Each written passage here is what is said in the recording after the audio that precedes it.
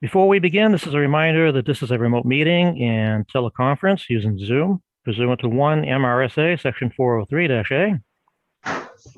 Welcome to the Sanford Planning Board meeting for October 6, 2021. This meeting will come to order. This is a public proceeding, and unless the board specifically votes, if somebody on mute, I want to make sure everybody's on mute because I'm hearing some stuff banging in the background there. Thank you. This is a public proceeding, and unless the board specifically votes to go into executive session, you have the right to hear everything that is being said and to look at all of the exhibits that are offered. Please notify the chair if you're unable to see or hear something. Please note if any planning board members have any potential conflicts of interest of which they are aware, they will disclose the conflict prior to the board initiating hearing or action on an application. All persons speaking will be asked to state your name and address and then proceed. At the sole discretion of the chair, public testimony may be limited to 5 minutes per speaker.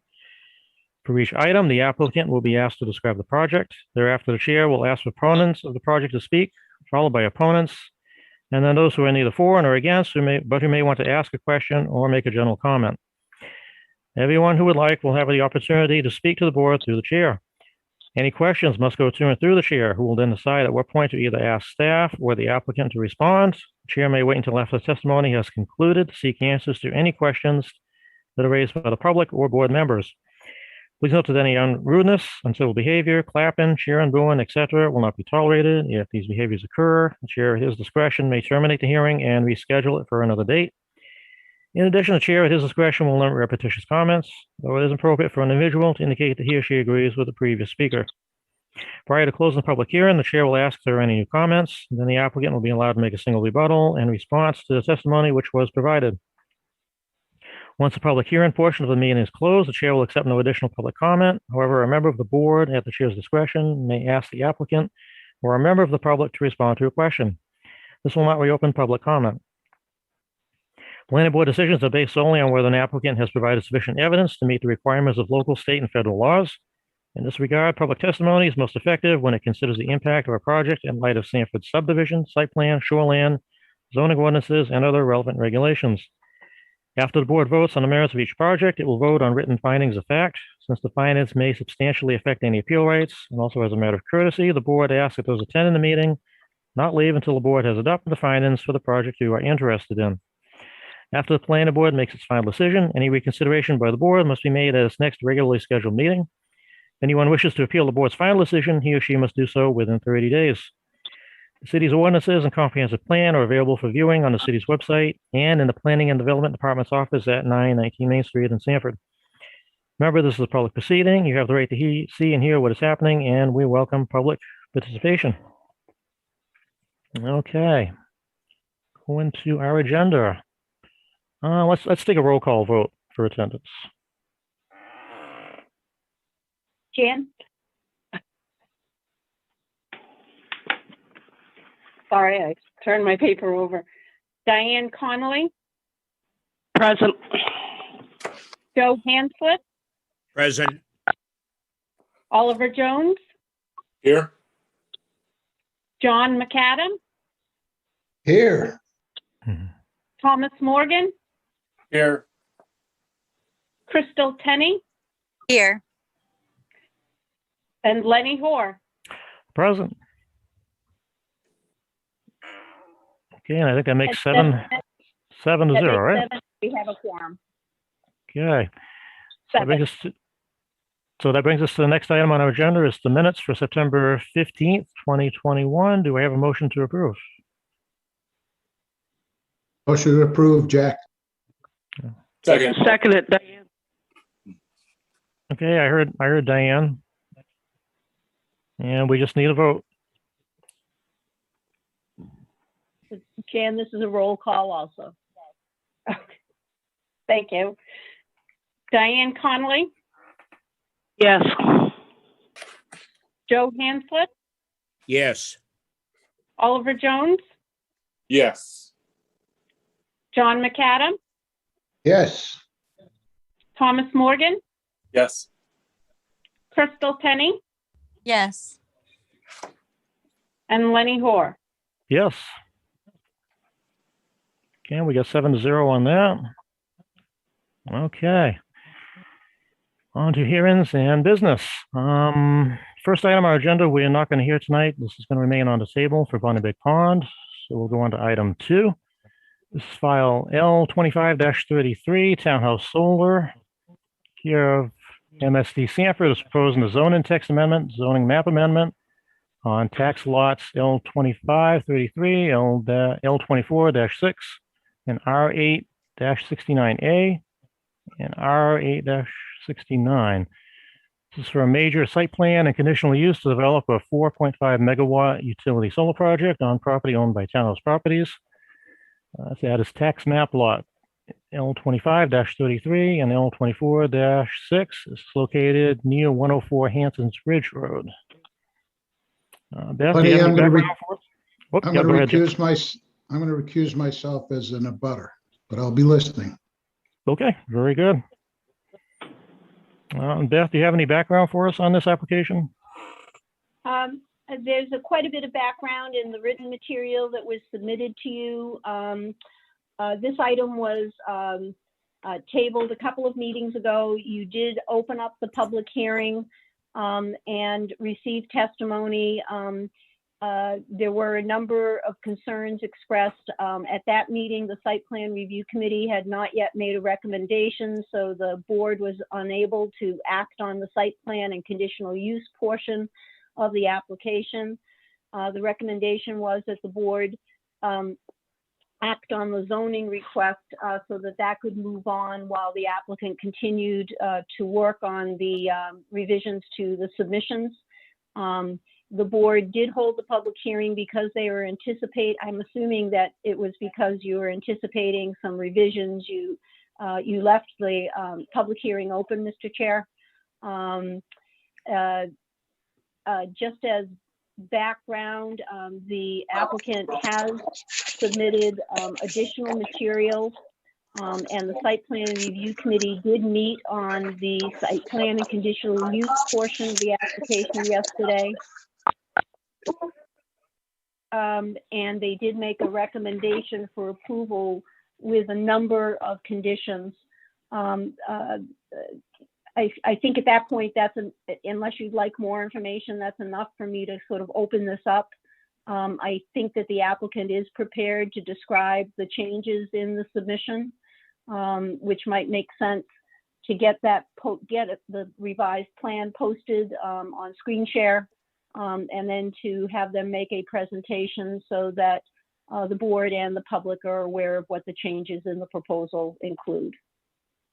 Okay, yeah. Who is here to speak on behalf of the application tonight? It's Steve Barrett with Barrett Energy Resources Group, and I'll be making comments on updates and answering any questions. Okay. Do you want to make a presentation to the board? Sure. Yeah, I think what I'd like to do is just maybe pull up the site plan and review some of the changes that we've made since the last time we met with the board, and describe how we've addressed, attempted to address comments from the members of the Site Plan Review Committee. Okay. So I'll go ahead and pull that up.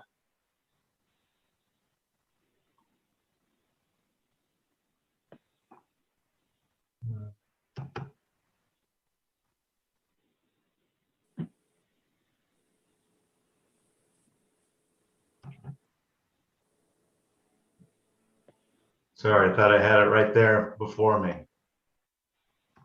Hold on a second.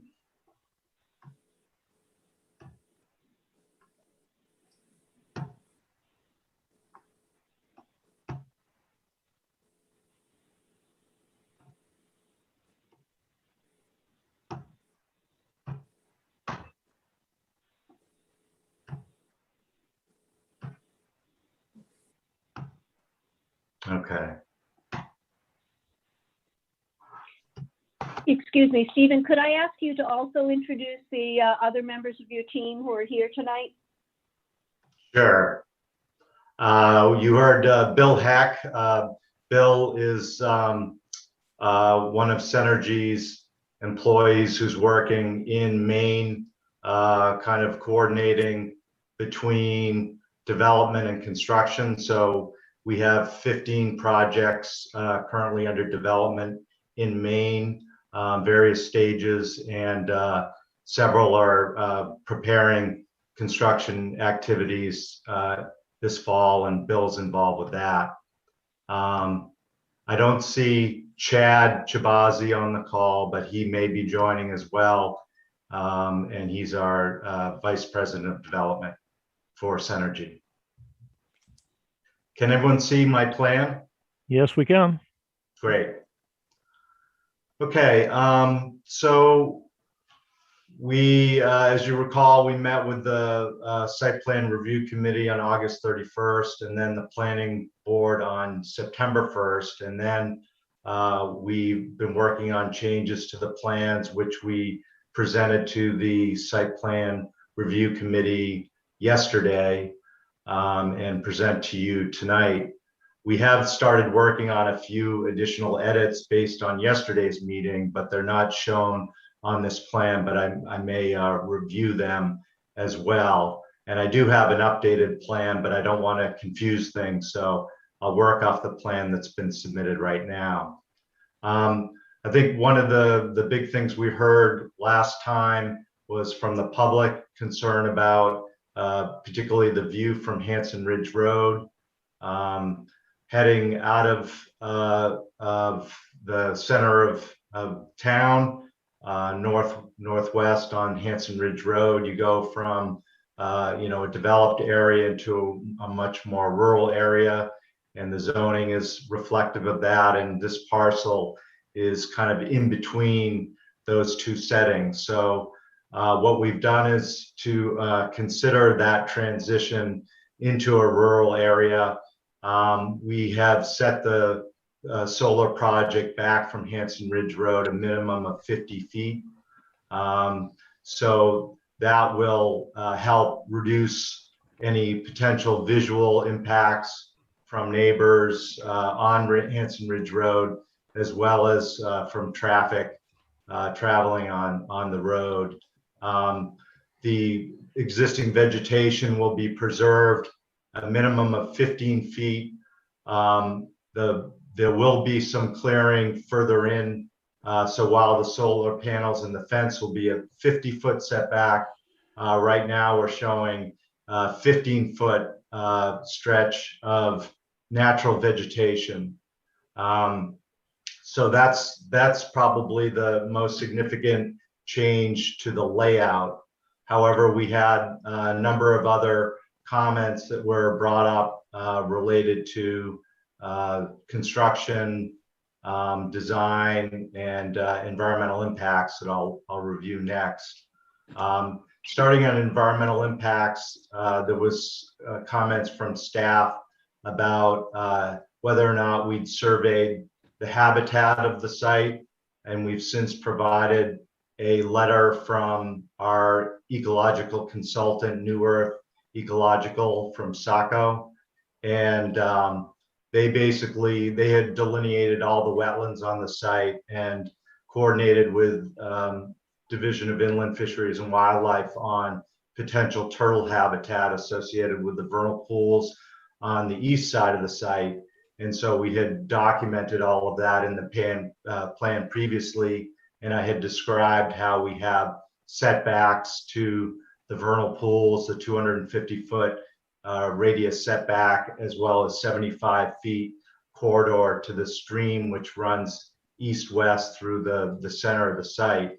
But what they did supplement to that previous work is that they described the habitat conditions on the site. And the general conclusion, and again, you can review in the supplemental materials that have been submitted, was that the site does not have rare habitats, rare natural communities, or rare species. We had already received that information, that determination from the state agencies, but their information is based on what's currently available. And so our biologists went out and confirmed that conclusion, that there are no exemplary rare species or communities on the property, except for the potential for Blanding's turtle, which we've already incorporated into the plan.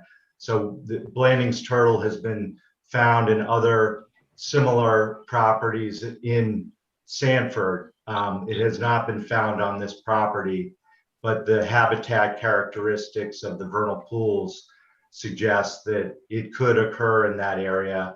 We have not seen it in any of the surveys that we've done, but basically we've implemented this 250-foot buffer around the vernal pools to protect the habitat. So that kind of rounds out the habitat side of things. As far as, I guess, in a similar vein, there was a requirement to revegetate the site with non-invasive, native, low fertilizer, and drought-tolerant species. And in the supplemental information, we have committed to using a Northeast pollinator seed mix from Meadow Agriculture is one provider of that seed mix. We might use something similar, but it's specifically designed with flowers and herbaceous vegetation that is grows naturally in New England, brown-eyed Susans, Coreopsis, and other pollinator-friendly wildflower species.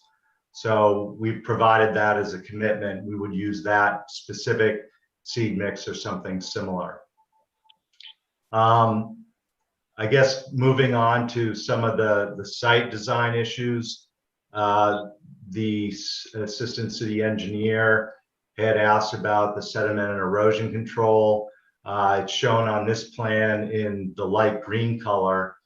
So it's anywhere where there's construction activity with wetlands or streams down gradient.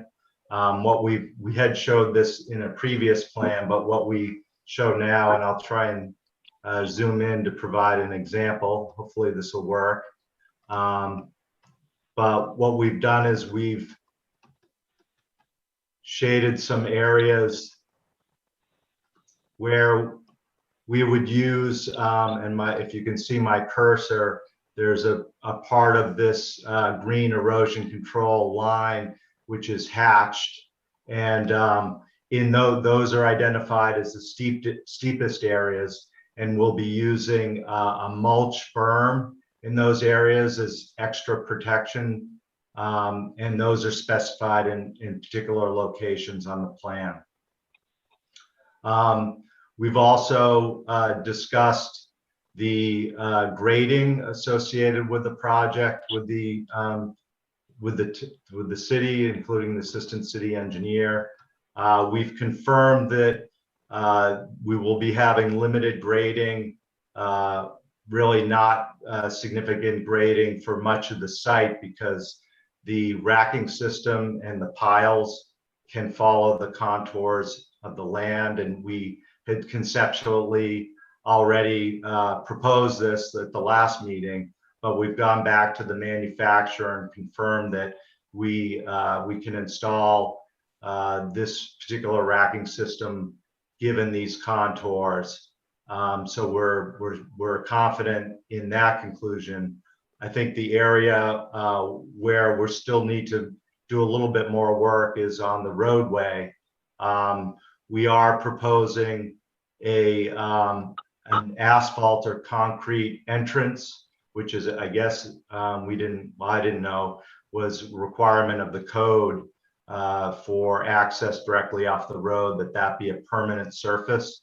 So we're showing that now. We have pushed the gate into the site about 30 feet because there was a comment that the gate, which will be protecting the site or access to the site, could potentially be too close to the road and cause a logistical challenge. So we've moved that back. And then we will be having gravel road, the remainder of the entranceway into the site around the inverter fields. There are 2 inverter fields on either side of the stream. And the 2 things that we're still working on are showing some profile grading of the road. We did orient the road across the stream to follow more gradual contour lines. But there are some areas where the road in particular, after you enter the site, before you get to the first inverter field, it goes up over a ridge, and we need to provide some additional detail to the assistant engineer. I know he's here and can speak to the comments as well. So that's I think that's the main part of the engineering side of the changes. We had, as far as the water main, we've had some comments from the superintendent, the water district, about protecting the water main and improving the existing easement as part of this project. So right now, the easement language for the city to enter the property and maintain the water main is pretty open-ended. And for everyone's interest, as I understand, particularly for our interest, we'd like to have that more defined. So I believe there's some agreement that we will, as a condition of approvals, we will develop more defined easement language for the easement. We do know it's where the water main is. That's been located as part of our site planning. We also know that there's a 20-foot easement allowance for the city to access the water main. So that's continued to be preserved, and that is incorporated into this plan. The water district has also provided us with some specifications on crossings of the water main with any lines. We're not showing any electrical crossings at this point. We do show a roadway crossing, but we have, just since yesterday, confirmed that we'll just have 2 electrical crossings that are at the roadway, where you see the roadway now. And so we'll be providing an updated plan that shows that. We'll also be providing a cross-sectional view in our supplemental package after this meeting, which shows that we will have at least 5.5 feet, excuse me, of cover over the water main for that roadway, as well as a minimum of 18 inches of separation, vertical separation between the conduits that will carry the electrical under the water main. So we've got quite a bit of detail into the satisfaction of the water district. Another issue that the water district raised was concern that if we're fencing off these areas, which is necessary under National Electric Code, as well as best practices for these facilities, that we'd be creating a corridor where the water main is to potentially encourage traffic, all-terrain vehicle traffic along that water main. So this plan doesn't show it, but an updated plan will show that the fence that goes around the 2 separate areas on either side of the water main, right now this plan shows them as being open and that you could walk between the 2 arrays. But the updated plan will show a gate at either end, both the west end and the east end of the water main, and having that closed off so that there won't be unauthorized traffic through there, as well as we'll be providing the keys to Knoxbox or keys to the water district for access. While I'm on the issue of Knoxbox and gates, I'll go back to our entranceway.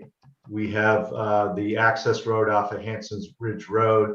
we have specified that there will be a Knox box at that location as requested by the fire marshal. And we have also clarified the 15-foot defensible area, which is outside the gate. So the gate is shown here as a line with X's, and then there's a dashed line just off of that. That represents the 15-foot defensible area, which we will mow at least twice a year to make sure that it's accessible for firefighting purposes, and it's protective of vegetation being too close, natural vegetation being too close to the fence in the facility.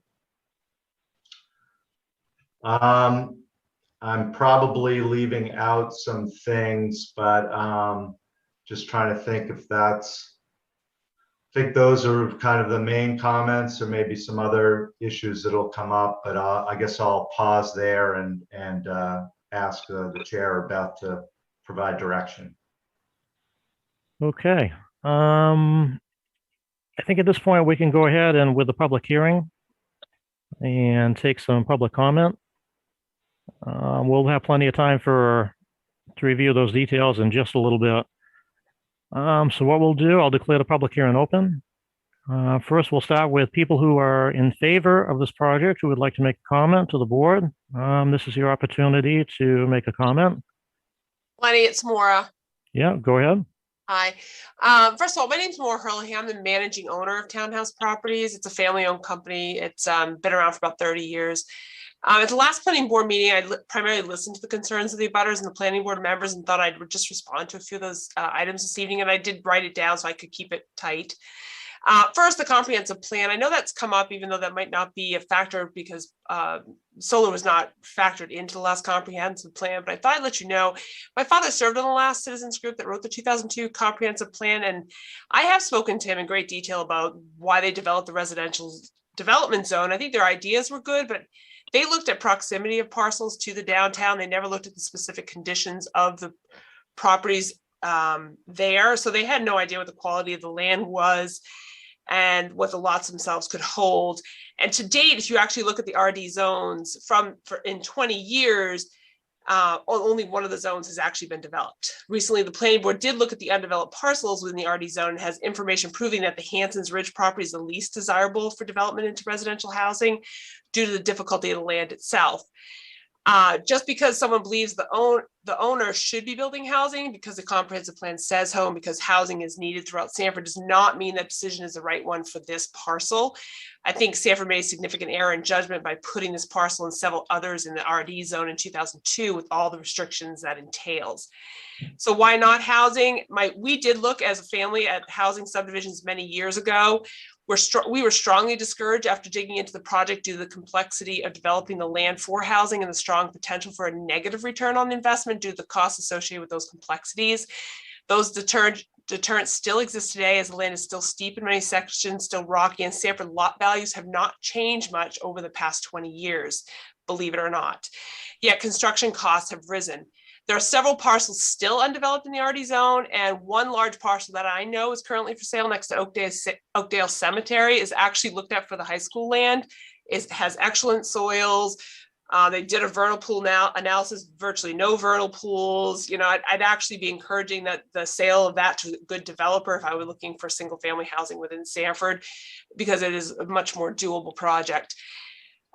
Truthfully, when I contacted the solar company, I really didn't think that this would be a project that would be feasible on this site. And they've worked around the difficulty of the land, I think, to come up with a good project that saves quite a bit of the land, especially on the steep slopes, which allows quite a buffer from Main Street and from the view you would have of what's there. I actually think it keeps a lot of land for the wildlife. I think it keeps a lot of land for the visuals. It's going to be, when it's done, it's going to be far quieter than 100 or so homes and the traffic that would entail. I think that would have a far larger impact on not only runoff for water, I think it would have a larger impact on the environment around it and the people who live nearby. I think when this is all said and done, I think the neighbors are actually going to end up with quite a bit of rural feeling still remaining in their backyards, which I was happy to see when they did do the development.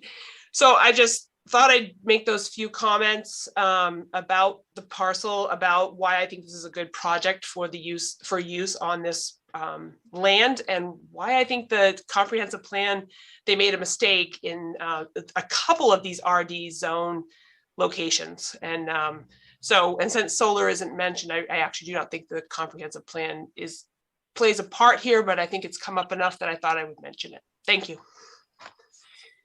Okay. Any other comments in support of this application? You can either use the raise your hand feature, or if we don't see it, please go ahead and speak up if we're not seeing you.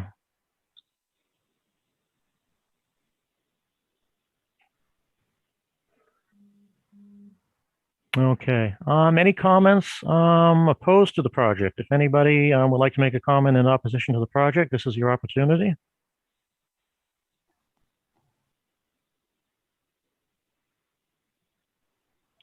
Mr. Chair, I think Jace Clark has raised his hand. Does he have his hand up? I can't see it on my screen, but Jace, yeah, if you get your hand up, go ahead and make a comment. Yeah, so this is Jace Clark, resident of Sanford. The big comment I had to make was, I do believe, I also believe that the comprehensive plan is incorrect and this should be zoned rural. When I brought that up previously, it was said the comprehensive plan prevents it from being rezoned to rural, which rural would allow the solar panels. And so to a zone that allows able to allow solar in the current zone. And that's it. Okay. Any other comments in opposition to this project? Mr. Chair, this is Planning Board Member Connolly. I did not hear Jace's first part because of audio problem. Can you have him reiterate his first point, please? Yeah, it did sound a little garbled, maybe due to a weak connection. Yeah, I'm sorry. I don't have good connection where I am. But what I was saying was I previously brought up that the zoning, the comprehensive plan really looks like it's wrong, and this parcel should be zoned rural. And at the time, and then we rezone it to rural, and then there's no issue with solar farm going in because it's allowed in rural. However, the argument was brought up that the comprehensive plan prevents this from being rezoned to rural. And, so again, if we can't rezone it to rural, a zone that allows panels, how can we now allow panels in the zone? It just doesn't make sense to me. Okay. Any other comments? I've got comments. Mike Cook at 88 Hampton Ridge Road. Okay. I've commented on this right through every time we've had a meeting, and I am directly across from the panels, and I believe I spoke up about the panels being so close to the road and the fire barrier, the fire defense barrier. The whole way that this is going in here and the whole proposal about it being a solar farm stuffed into a residential neighborhood, clear cutting the trees, just rezoning everything. I've been reading through some of the board's comments and the whole list of the dates and the actions. My neighbors, I've talked to all my neighbors, and I know the neighbors down on lot R869A. There was comments from, I believe it was the zoning board, saying that they suggested that Barrett Energy contacted them to talk to them about the rezoning of their property. And when I went down to talk to them, they had no idea. They were never contacted. I showed them the letter that was sent out to me as a property owner and a butter. They were shocked.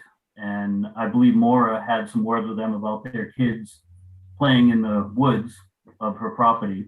No, I didn't. You did, because no, I said if their kids were Okay, playing in the woods. folks. Be careful, don't twist my words. Folks, okay, guys, stop. One at a time. Yes. All right, one at a time. I'm going to bring this discussion to an end real quick if we can't have a civil discussion. So I was reading. Now, sir, make your comments brief. Do not speak for other people. Speak for yourself, and please be brief. Okay. So I'm speaking for myself that I'm kind of upset with the way that this is going down. It's the neighbors weren't contacted properly. A lot of the elderly neighbors, they don't have technology to Zoom or Skype or attend these meetings to speak for themselves. I'm speaking for myself that I don't want to see this. I know my neighbors don't want to see it. The elderly ones have all told me they've been here a long time. They don't want to see it in there. Okay, I would encourage you to speak for yourself. If other folks have comments, they can make their comments known as well, okay? They're unavailable to. They can't. They don't have a means to with the situation we're in right now of the world. So I'm sorry for that, but that's where we're at. I appreciate them moving back 50 feet from the road. I don't think it's going to do much. I don't think there's going to be much of a tree buffer in there. Once they clear cut everything, all we're going to see is tree trunks and solar panels. All the foliage is going to be way above their 10-foot panels.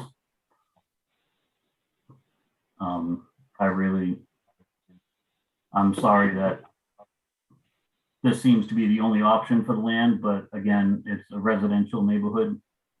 I don't think this should be an industrial feeling crammed into a residential neighborhood. If you guys were living out here and this had to be your view from your front porch, I'm sure this would be the same feeling you guys would have every day you walked out your front door. You don't want to see an industrial feel when you moved into a residential neighborhood with a quiet wooded neighborhood right now. This does not want to be my future for the next 30 years of moving to farmlands or wooded Sanford, the last part of, the wooded part of farmland of Sanford that we have, we're trying to turn into an industrial area. So that's all I got. Thank you. All right, I'm looking for any other comments from residents who are opposed to the project. This is your opportunity to speak. Yes, this is Brandon Ricker. Okay, go ahead. I live at 80 Hanson Ridge Road. I'm actually right next door to Mike. I really reiterate everything Mike just said. I bought my house just shy of 3 years ago. I bought it. To be brutally honest, I wasn't looking to buy a house in Sanford. Some of the stigma I understand is not warranted for Sanford, but it was there when I bought my house. I bought my house because it is in a wooded area. I look across the street, all I see is woods. My picture window in my kitchen, in my living room, is nothing but woods. The very last thing I want to see is solar panels or a housing development. And I get it. If it was a housing development, I'd probably be more open to it because it is helping the town of Sanford. I don't see this as a benefit to the town of Sanford, or the city of Sanford, I should say. We have very little wooded area left. And being an outdoorsman, being a fisherman, a hunterman, enjoying the outdoors in Maine, and I understand Maura has said that land is posted. I get it. As a hunter, it's posted. I'm not going to go on it. But it's still nice to enjoy the view of the land without actually accessing that land. So what little this may mean to anybody, I guess, that's where I stand. I don't want to look at a solar panel. I don't want to look at 100 solar panels. I don't want to look at a house, but I would rather look at a house over there that's benefiting the town of Sanford. So thank you. Okay, any additional comments in opposition to the project?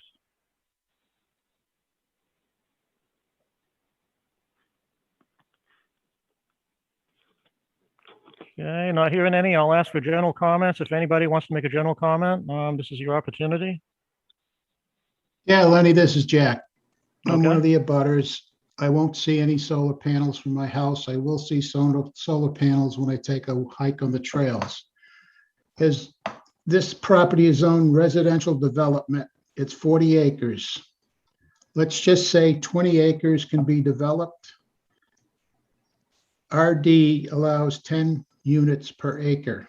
That would be 200 units on this property, which would add to traffic, and I just don't think that's a great thing for Hanson's Ridge or down onto Main Street.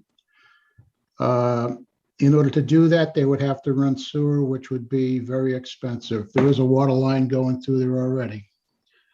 And back when Jim Gelnack was in the office, I don't know if people are familiar with Brewery Farms, but somebody wanted to put up a satellite dish. And apparently in the deed, satellite dishes cannot be put up in Brewery Farms. Now, years ago, if you remember, satellite dishes were 5 to 6 feet across, and that's probably why they were not allowed. Today, satellite dishes are 1 to 2 feet. And I just think that some things in the comp plan were missed. Solar panels back when it was done 15 years ago, they were just coming into vogue, and now it's a big thing. So that's my piece. Okay. Any other general comments from anybody that's listening tonight? Actually, Mr. Chairman, this is Brandon Ricker again. I forgot about one thing that I'd like to add. In the developer's presentation, he said he had yet to, or they had yet to provide a package with your questions from yesterday, I believe it was. Correct me if I'm wrong. I don't believe any vote should be held until that package is submitted and reviewed. Okay, any other additional comments? Just one quick comment is, I'm not sure that what needs to be submitted has anything to do with the zoning discussion. That's the difference. So nothing being submitted has anything to do with the zoning discussion this evening. Is that correct? Mr. Chair? I think that would have some effect Actually- on the second half of the discussion, but. So no, it wouldn't affect the zone. It wouldn't affect the zoning discussion, but it would affect the discussion that's going to be following.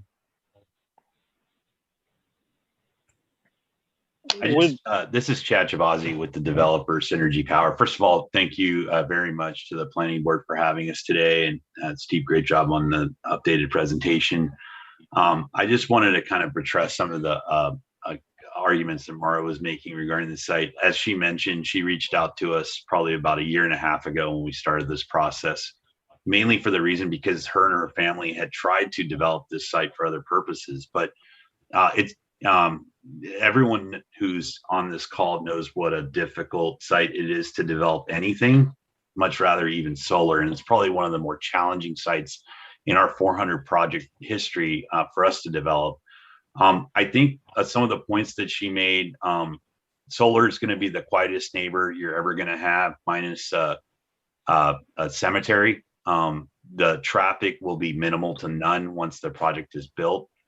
And so I think those are some definite advantages. And yes, we are trying our best to reduce any sort of visual impact. We included that analysis in the original application. And we've actually tried to improve on that since the time. So I think while we'll definitely understand the concerns once the project is actually built, I think folks will feel really good about the project and some of the benefits as far as creating a buffer between downtown Sanford and the residential neighborhood. So just wanted to bring those points up as well. And thanks again for having us. Okay, any additional comments before I close the public hearing from the public? Yep, Brandon Ricker again. The only thing that I really haven't heard from anybody on the development side, from the landowners or the developments, is the effect on property value of not the solar farm, but the neighboring properties. If it was said, I apologize, I missed it. But I Yeah, would like- we have studies from other states. We can sir. address it. We can address that a little bit as we get further Yeah, into the discussion after I close the public hearing.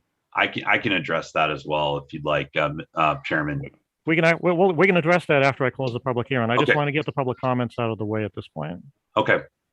Anybody else before I close the public hearing? Is there anyone who has not spoken yet who would like to make a comment?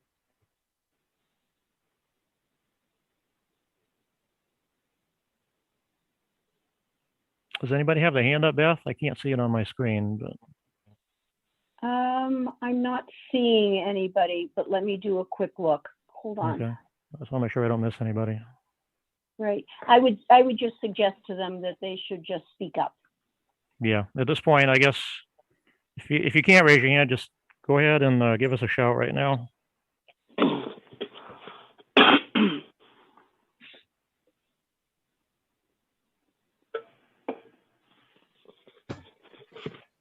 Okay, all right, seeing none, I'm going to declare the public hearing closed. So we can move on to the next part of this application. We're going to separate this into two distinct issues. The first issue is going to be the issue of the zoning. And then after that, we can have a discussion about the other aspects of the application. I just want to remind planning board members that decisions are not based on the property's owner who owns the property. We're considering the project on its own merits, and we're considering the project from the information that has been supplied to us. And with that, I will open it up to the planning board. If there's any discussion relevant to the zoning issue, we can go ahead and start with that.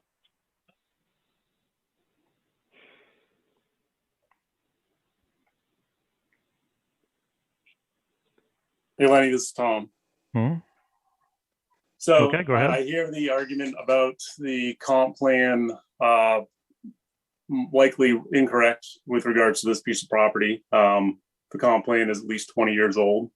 So we're now looking to change the zoning for a specific piece of property to allow single usage. Now, the argument that it was silent on solar panels makes it okay. It's silent on other things. Would we allow mini storage to go in here? Would we allow a cell phone tower? Both are not, at least I have not found anywhere in the comp plan where they are called out and allowed, or called out, yet we're still putting them in places. So I just don't agree, and I'm going to stand by that. So you don't agree with the issue of, yeah, we're I talking don't about. agree with making this an overlay zone and allowing the solar to be added to this RD zone. Okay. I don't agree with the change. Okay, other comments from board members?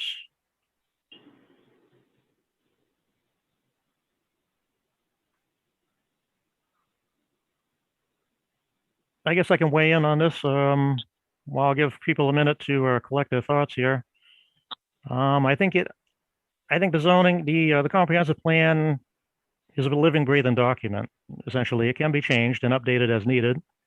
We're actually due for an update, and hopefully over the next year, we can start that process. As to whether it's okay to change the zoning on this property, the zoning overlay zone, which is, I think, what most of the planning board talked about a few meetings back, I think is a flexible plan. It's designed to be flexible. As opposed to a contract zone, the overlay zone is flexible and it can be adjusted as necessary to make this project possible. And again, I guess you're looking at, potentially hundreds of units of housing with significant changes to the land or a solar farm. A solar farm is, people can be very damaging to the land with septic tanks and animals, and human activity certainly could change the scope and nature of that property.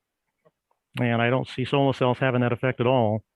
Certainly, I don't think solar cells are going to affect the quality of life of anybody living up there. And we do have a piece of property which otherwise is by and large useless. I mean, it's not good for medium density development. It's not, the conditions on that property are not great for development. If you can develop it, and it would be incredibly expensive to bring resources up there.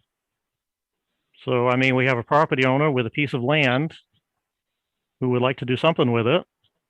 They have an opportunity to put solar cells on it, or they could go to extreme measures and try to develop it with houses. I mean, I don't know, how many houses do you want to see up there? I mean, what changes would you have to make to the land to make that possible, as opposed to a solar farm? So I think the overlay zone, I think, is a reasonable solution. And again, it is flexible. It can be adjusted and changed as needed to suit this application, while retaining some of the characteristics of the original zoning. And I think it's an appropriate way to deal with this. I'll open this up for our other planning board members. Hopefully we can hear some members who haven't spoken yet. Mr. Chair, can you hear me? Yes. This is Diane Connolly. I'm going to say it was about 14, 15 years ago, where I live in Springville, there was a development that was put in. I was not for it. It was shut down twice. And the problem with that property was ledge. And what they did with the middle of the property is made it a conservation area, basically. I'm just wondering if, you know, I understand where the property owner's going. And personally, my thing is I'd rather see solar panels than 200 houses up there, or however they want to do it. I'm just wondering if, when we make the decisions that we're going to make, can we, you know, talk about the wildlife? Can we make gaps in fencing? Can we, you know, protect the wildlife up there? That's my biggest concern, other than just leaving it as a conservation area, but it's not my call to do that. Would you like to see some areas that aren't developed and that property put into conservation? Well, I'm not sure. I'm looking at it as a whole. It's like, I'd like to see some preservation up there of the wildlife. You know, I see so much clear cutting and cutting of woods in Sanford and Springvale, and we're not doing, you know, we're not saving the canopy, is what I can see. You know, I've got animals in my property, not as big as this property, but, you know, I haven't seen black bears for 20 years. All of a sudden I got black bears, you know, and it's taking its toll in Sanford and Springville, all this development. And that's where my biggest problem is. As far as changing the zone, I really don't have a problem with that. That's what I have to say about it. Okay, very good. Joe, Oliver, Crystal? Mr. Chairman? Yes. I'd just like to say thank you. The use of this property for solar panels will have a minimal drain on any municipal services.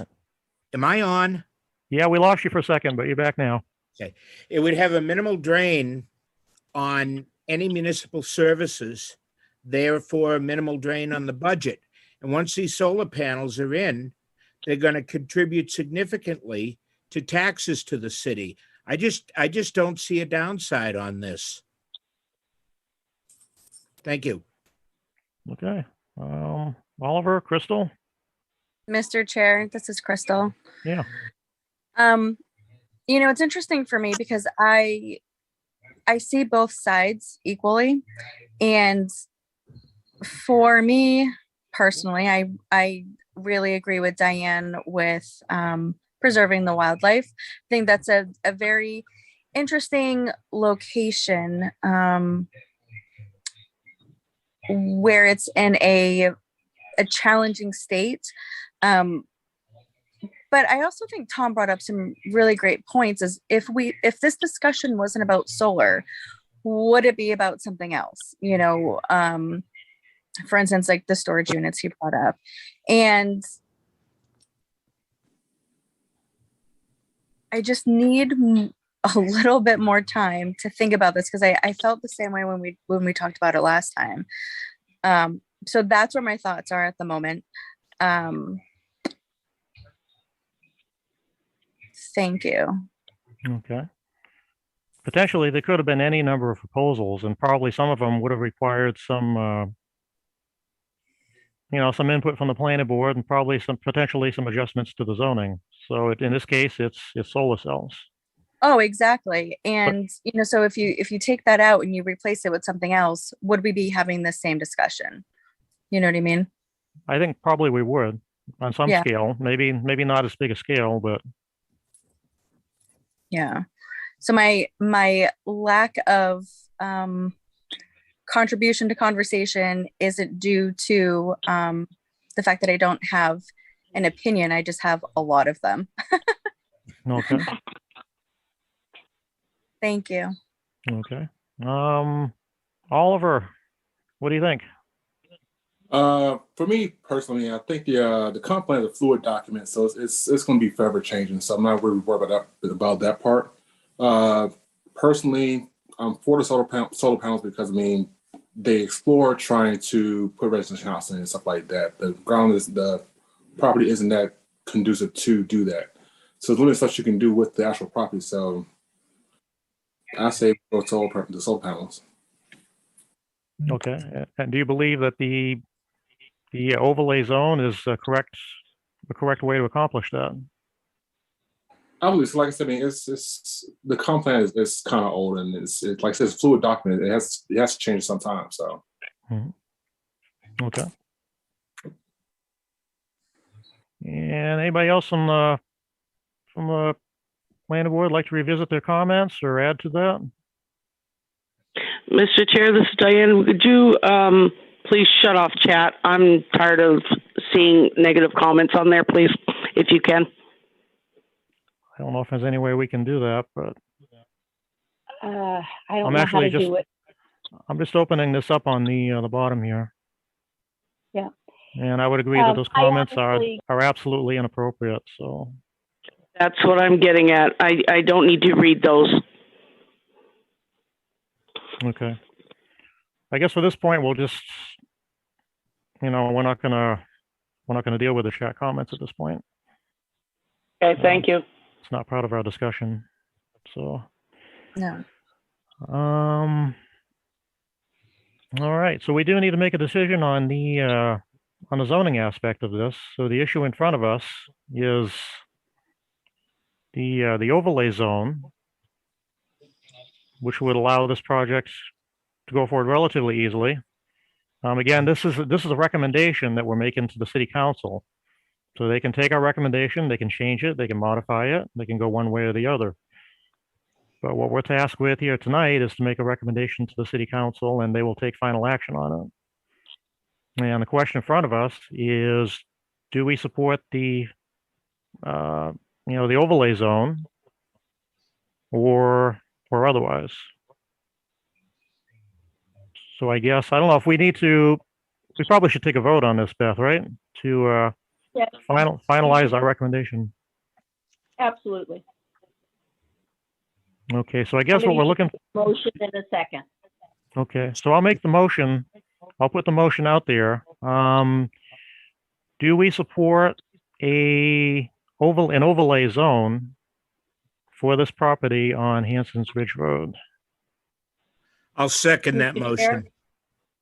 Okay. Was it a motion or a question? It was a motion. The way you worded it, it was a question. Yeah, probably could have been worded a little bit differently, I guess. But so I guess my motion would be to ask the city, make a recommendation to the city council for an overlay zone. And I'll second that, Mr. Chair. Okay, we have a second from Joe. So I'm going to ask for a roll call vote from the planning board. You're up, Jan. Before you do that, Mr. Chair, can I just ask for a clarification on the motion? Sure. There are two parts of the zoning amendment. One is the text change, and the other one is application on the zoning map. Okay. Does your motion include both of those parts? So the overlay zone would require a text change, is that? And a map change. And a map change, yeah. So I would include that as my motion, yes. Are you okay with that, Joe? Yes, I am. Okay.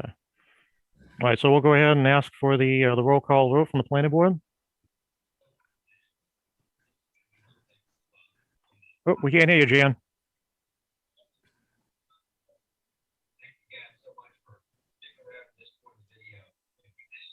I'll step in while Jan. Sorry, I muted myself. Oh, there you go. Diane Connolly, Yes. Joe Hanslip, Yes. Oliver Jones, Yes.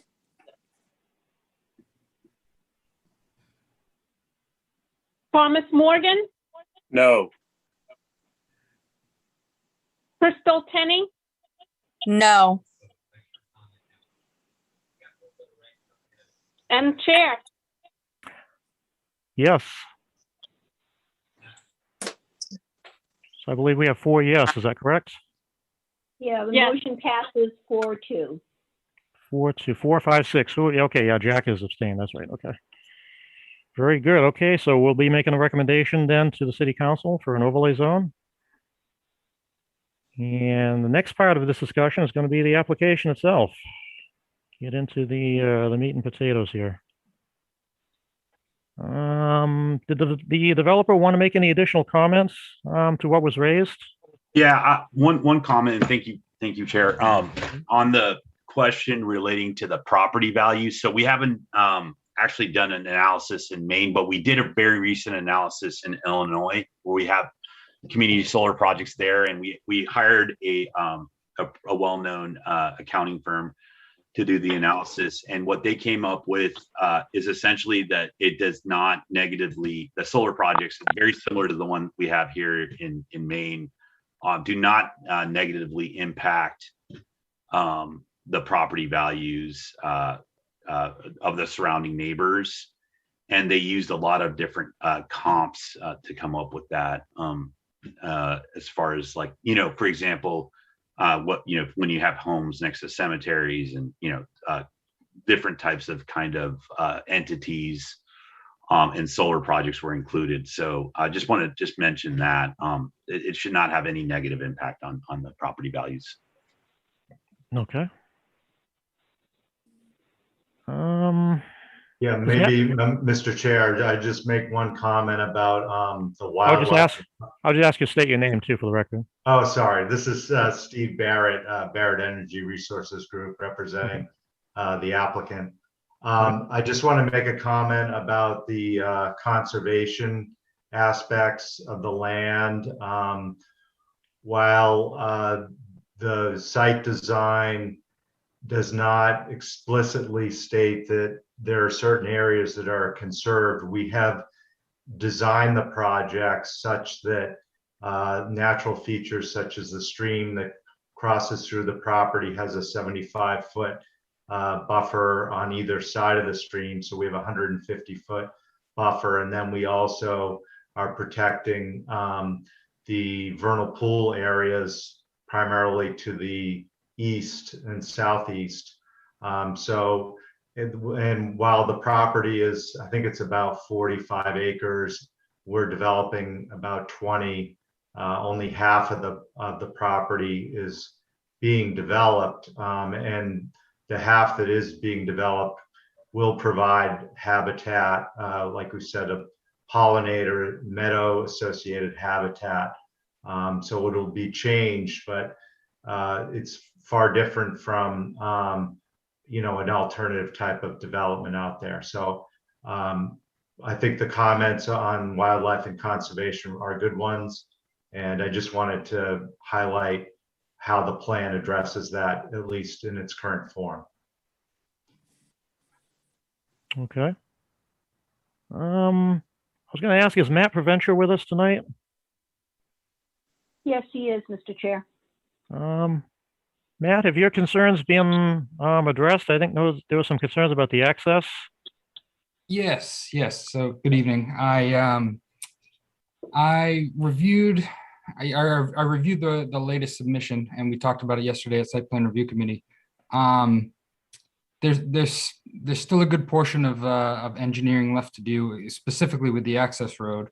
They alleviated my concerns with the solar panels themselves on the steep slopes by talking with the manufacturer and confirming that they can kind of follow the contours and not change the grading. My concerns, I guess, going forward is that in grading out the road properly, I'm remaining hopeful that it won't change the layout too much or anything like that. I'm hoping that that they can work themselves around that. And then I guess my bigger concern is that in changing any of the grading to make the access road more accessible, I guess, because there are some portions that have some steep slopes still. And in working that out, I want to make sure, and again, I'm remaining hopeful that that it won't affect the drainage patterns. So basically, from a technical standpoint, their drainage analysis right now is under the assumption that they will have to do very minimal grading, which it's still possible, but the way that the access road is laid out right now is it seems like they may need to do a little more grading than we hope. But then again, there's still, I mean, as far as access road goes, if they adjust the grading, it's still a good distance away from the down gradient of butters, which is where my drainage concerns kind of originated from. I know there was some discussion before about some existing issues with drainage. So I just want to make sure when all is said and done, when all the grading is worked out, that their drainage analysis is still accurate, and that the grading won't change the drainage patterns. So that's what I have left remaining. They've done a great job as far as the alleviating my concerns on the erosion control. They've added some site specific stuff with the excessive slopes, and yeah, otherwise it's just that access road that we'll have to iron out. Okay. Are there any countermeasures that they would need to take if they have to do any more grading to that road? Specifically where I'm talking about, if you're looking at the screen here, before that first kind of turnaround area, that's the steepest part. Mm-hmm. And my concerns would be if they do have to build that up and get back down to existing grades, I guess. Those solar panels are pretty close to that. They may need to either do a retaining wall, or I'm not sure how it's going to end up working out. But again, my biggest concerns would be changing the layout significantly based on avoiding these grades or addressing these grades, and then not changing the drainage patterns. But the way it's laid out right now is a good design, in your opinion? With it, I guess that's tough to say, only because with the information that I've seen, with these contours, I'm not exactly sure if they're 2 foot or 1 foot contours. I think they're 2 foot based on our GIS information. Mm-hmm. And if they are, that's like a 30% grade in that area that I was just speaking about. Mm-hmm. And I mean, standard practice, I guess, for roads and for access would be maximum of 10%. So as it is right now, that's too steep for sure. Okay. But again, that can be ironed out. It's just going to be a matter of how they do it. It's probably safe to say there's not going to be regular vehicles driving in and out of here all the time. Is that a safe opinion, or is it going to be like construction vehicles, or? Yeah, I think the traffic is very minimal. I think it's they're actually only allowed to mow around the solar panels twice a year to maintain a meadow, which is also a key factor in that drainage analysis. So yeah, it's very minimal. I don't know what kind of maintenance is associated with these solar panels, but based on from what I've heard with this project and others, it's once a month, maybe something like that. So the traffic isn't a concern. It's just I know Patrick Cotter, the fire marshal's brought up concerns over if he does need to get a vehicle in there, he's certainly not going to want to go over a 30% slope. But yeah, just to touch on that, we got very good comments from Matt as well as from Patrick, both at the first site plan review committee meeting, but even more detailed yesterday. So we do have some work to do on the roadway, both to present the grading change and minimize some of those slopes and what will be necessary to do that, as well as to design in sufficient space for fire engine access. So this plan does need to be advanced the next step. We're working on that. And just on the O&M front, for preventive maintenance, it's actually closer to like twice a year, Matt.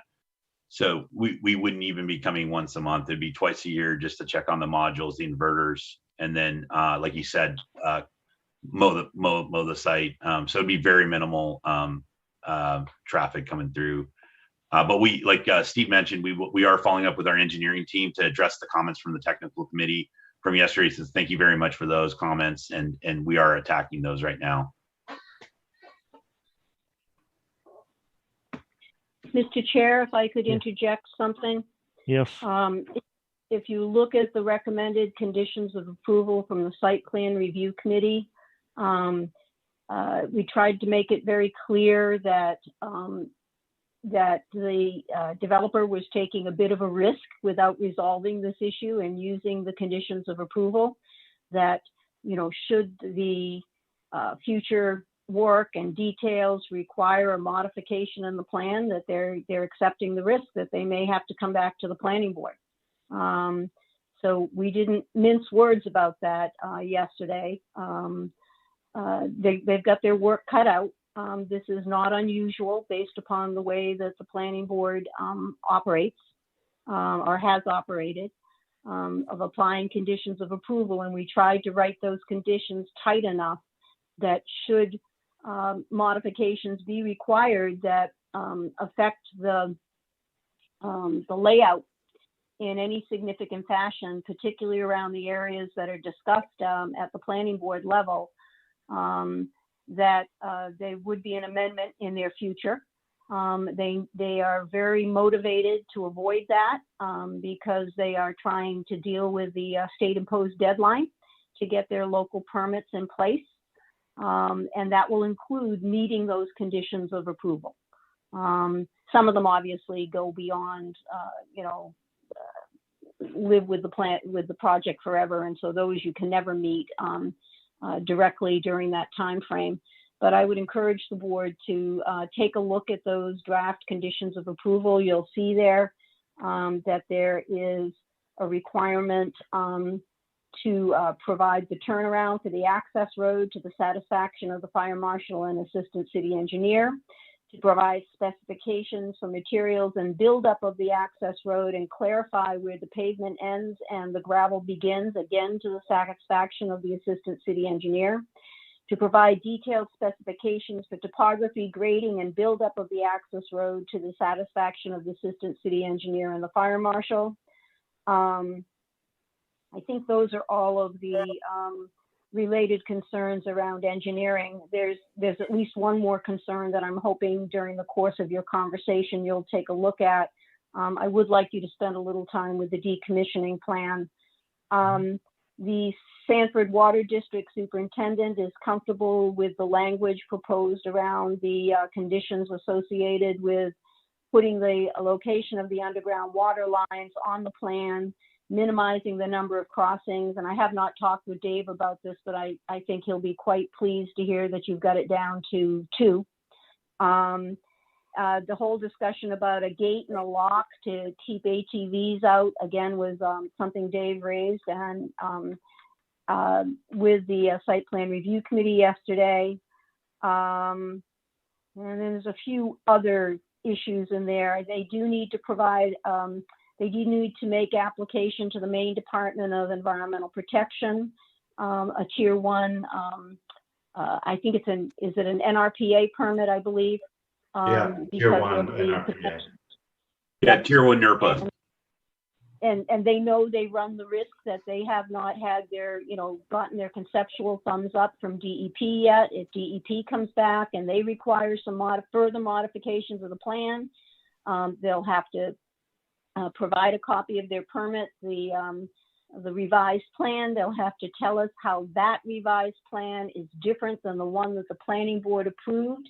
And again, if the changes are such that they are quote unquote significant in terms of the general layout of the project, or they are specifically proposing some changes that impact areas of concern that the board talked about in its review, that's not one that could happen at a staff level. Even though it might be a minor one, it would have to come back to the site plan review committee.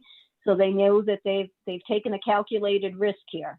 So I just wanted to get those things in front of you. And then the only other thing I'd like to talk with you about at some point is the decommissioning plan, unless you proceed along your own path in discussing that.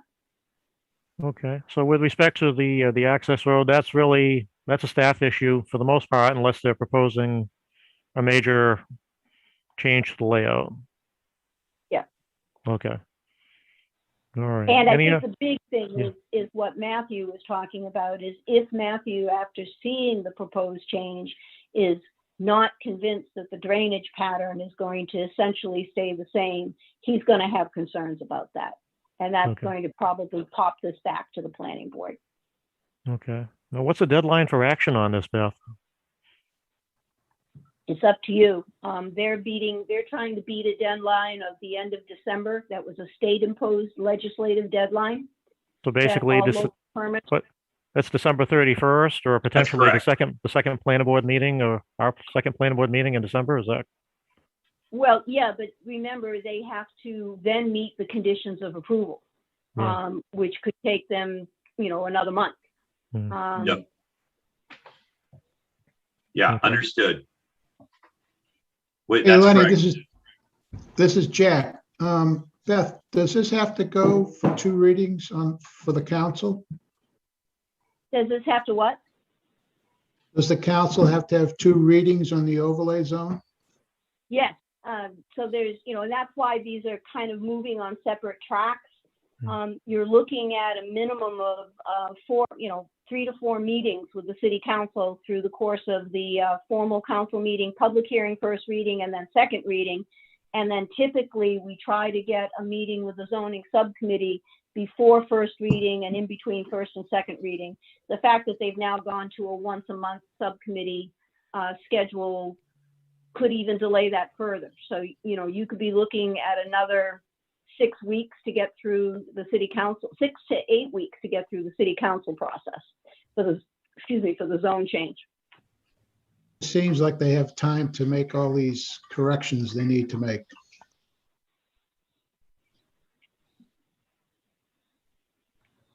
I would agree generally with that, as long as they can get the feedback and put that into into motion. And we're already working diligently to get those, so appreciate the comments. Okay. Anybody from the planning board want to jump in here?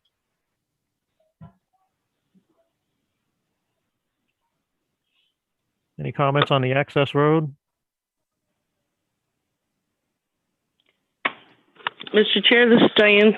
Yeah. After listening to Mr. Verventure, I'm hearing a lot of, I think, we're not sure, but I'm going to think that, the contract or the builder here, they're under a lot of pressure to get this right. And I don't think they're going to drop the ball. I really don't.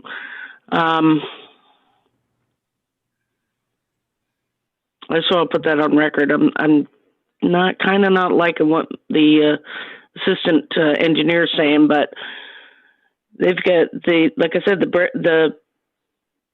the owner, the contractor, they're under a lot of pressure to get this right, and I think they will, personally. That's all. Okay. Okay, no other comments on that. Maybe we can talk about the water line access, Beth. Was there an issue with the water department looking for a locked gate? Is that what they're looking for?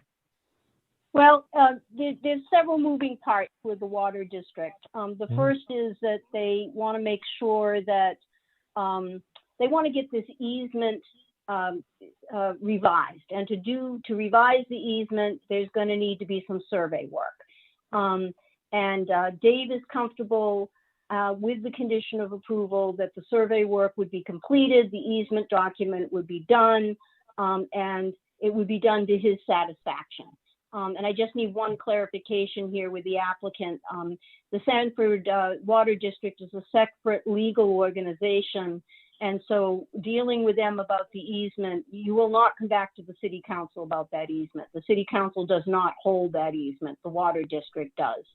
But anyway, Dave's comfortable with doing that. The second piece is, as part of that, he wants to make sure that the number of times that the panels cross the water lines themselves is minimized. And that's basically so it doesn't do harm to the water main. This is an important water main from them. It comes from a storage area of water, and then it has to move that water back into the developed part of the city. So that's the second piece of that. That will all be part of this discussion about the easement as well. And then the issue that Dave raised yesterday, if you're looking at the plan, you can see that there's this wide area between the two sets of panels. And I might be looking at this incorrectly, Steve or Chad, you might need to pull this down. You can see that there is this corridor where the stream is, and on the left-hand side, it goes across to where the buffer is. And then on the right-hand side, it heads out to the other side of the, goes off the other side of the property line. What Dave was concerned about is if there isn't some mechanism there, whether it's fencing or some other barrier, that this can become a place where unauthorized people might choose to go. And so there was some back and forth about the most appropriate way to discourage that. I think what the applicant is proposing is that there would be a blockage on either side, rather than fencing all along, sort of parallel to that blue line to try to, prevent people from getting in there. Dave is very comfortable with minimizing the cost to do this. He just wants some sort of obstruction that the water district can get through if they need to. Yeah, he mentioned like a tube gate. Sorry, Beth. Yeah. That's fine. So I think that Dave is pretty comfortable that those details can be worked out. I think what Steve was suggesting at the beginning of his presentation is that they've already started thinking about that strategy, and they're looking at some sort of fencing or gating and providing Knox boxes or a padlock or some other way to allow the water district to get in there if they need to. So basically, this is just like a long bar, basically extending across there that they can unlock. Well, again, and you may want to ask Steve or Chad to describe what they've got in mind, but my sense is that it's actually going to be perpendicular. So if you're looking at the plan the way it is on the screen, rather than it going from left to right, it's going to go from top to bottom. And probably that's going to be, and I think Dave was mostly concerned about the side coming in from Hanson's Ridge Road. He was even suggesting yesterday that it might not be necessary to have a barrier on the other side. But I suppose if people go in there from the other side and there's a barrier at the Hanson's Ridge Road side, they're going to just turn around and go back out. Maybe do that a couple of times and then realize that that's not a great place to be going. A safer bet might be putting a gate on either end to make sure that nobody gets in there at all. I might throw this question out there. Is there an issue with ATVs going through there now? There's nothing up there now, right? Right. And Dave said that there is not a problem currently, but he's trying to anticipate the fact that there will be some attraction at that point, and especially if there's an opening there. Hey, I've been able to keep ATVs pretty much off the trails on our property, but it seems like every year, at least one of them comes through. There's a lot of mountain bikers that come through, which are no hassle, but the ATVs, if they find this little racetrack going through there, they're probably gonna really enjoy it. Yeah, I can just briefly comment on what we're thinking about to address the concern. There are really two options right now. The solar panels on either side of the water main are separately fenced. So they're separately enclosed so that you can just walk down the water main unimpeded. What we could do is we could just put gates on either end to prevent access and keep the fence the way we have it. Or we could remove some of the interior fence and just create one large fenced area, which would also enclose the segment of the water main. And either is fine, my understanding to the superintendent. He doesn't have a preference, again, what he's told us, but he just wants to make sure that there's some obstruction to all-terrain vehicles. Yeah, this is Lenny. That gate would extend right now between both fences. Is that correct? Yeah, there would be a gate on the western side closest to Hanson Ridge Road, and then there would be one on the eastern side, you know, more remote. And I think the big concern is mostly access from, you know, near Jack's property and Hanson Ridge Road. Yeah, initially our engineering team left that open, I think, because they were thinking like, you know, we didn't want to obstruct the access. So that was the intent. So, but we can certainly make the changes necessary to appease David Perrin and his team. Yeah, anybody from the planning board want to weigh in on that?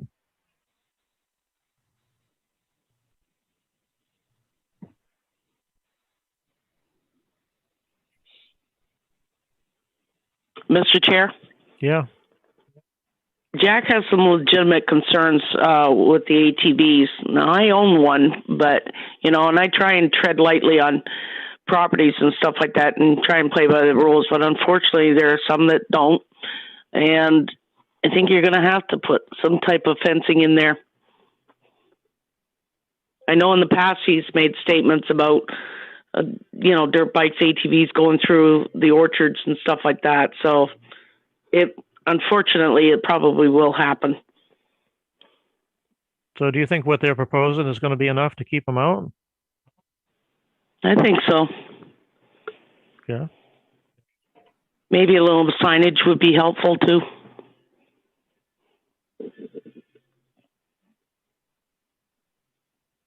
If Maura's still with us, is the property posted against ATV use or trespassing?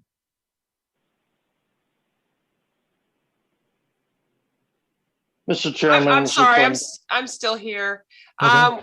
I think we did a no trespassing, especially when the person was out there doing some treeing. But I was out there recently, and I had ATV use on other parcels, and here it is so steep in sections. I don't see a lot of it out there. But we don't technically have it posted. It'd be easy to post. It's not a big deal to post it. So. Okay. Okay.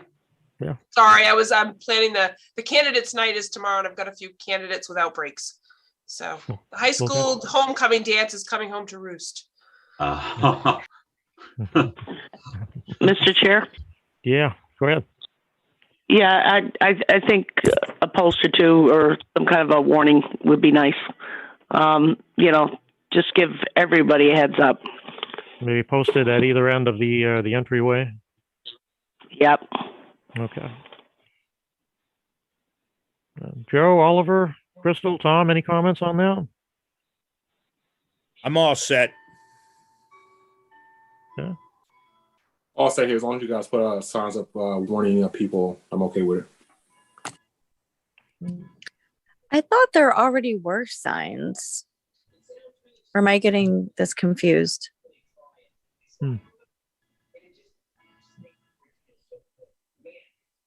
I couldn't speak to that. I haven't seen that. I haven't seen that portion of the property, I guess. Well, I mean, as long as there's signs there, I think that would be good. Yeah.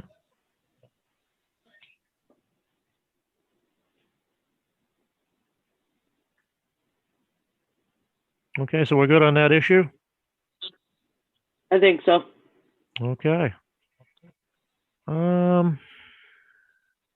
You threw quite a bunch at us, Beth. What was the other one with respect to the water district? What was that? No, I think you've covered all of the water district issues. Okay. And the other issue is the decommissioning plan, is that? So we probably should have a discussion about that. Yep. And if I could sort of lay this out, under the proposed zoning text change, the standards in the rural residential zone would govern. And those standards require returning the site to its original condition. And that talks about the surface, the topography, the soils, and the vegetation. And so in the current decommissioning plan, and then there was another issue. The board at one point had been, when we were in work session on this project, and we weren't actually talking about this project, but it was later on the agenda, was talking about one of the decommissioning plans that was coming forward on a different solar project. And sort of standard language in decommissioning plans are that you basically remove what's underground to 8 feet. We had some conversation about that. I think this was when we were actually creating the language that went into the rural residential district standard. And so the concern was that you've got the pipes that are holding the panels up and they go down. And there's a lot of, so I ended up doing a little bit of research on this. I chatted with Jamie Cole about this a lot. Obviously, he's from the construction field in addition to being the code enforcement officer. And so he's pretty familiar with construction materials. And so the pipes are one thing, and then there are oftentimes wires that will run underground as well. And my concern was if they take the pipes out and then don't take the wires out, that you've got a whole bunch of stuff underground.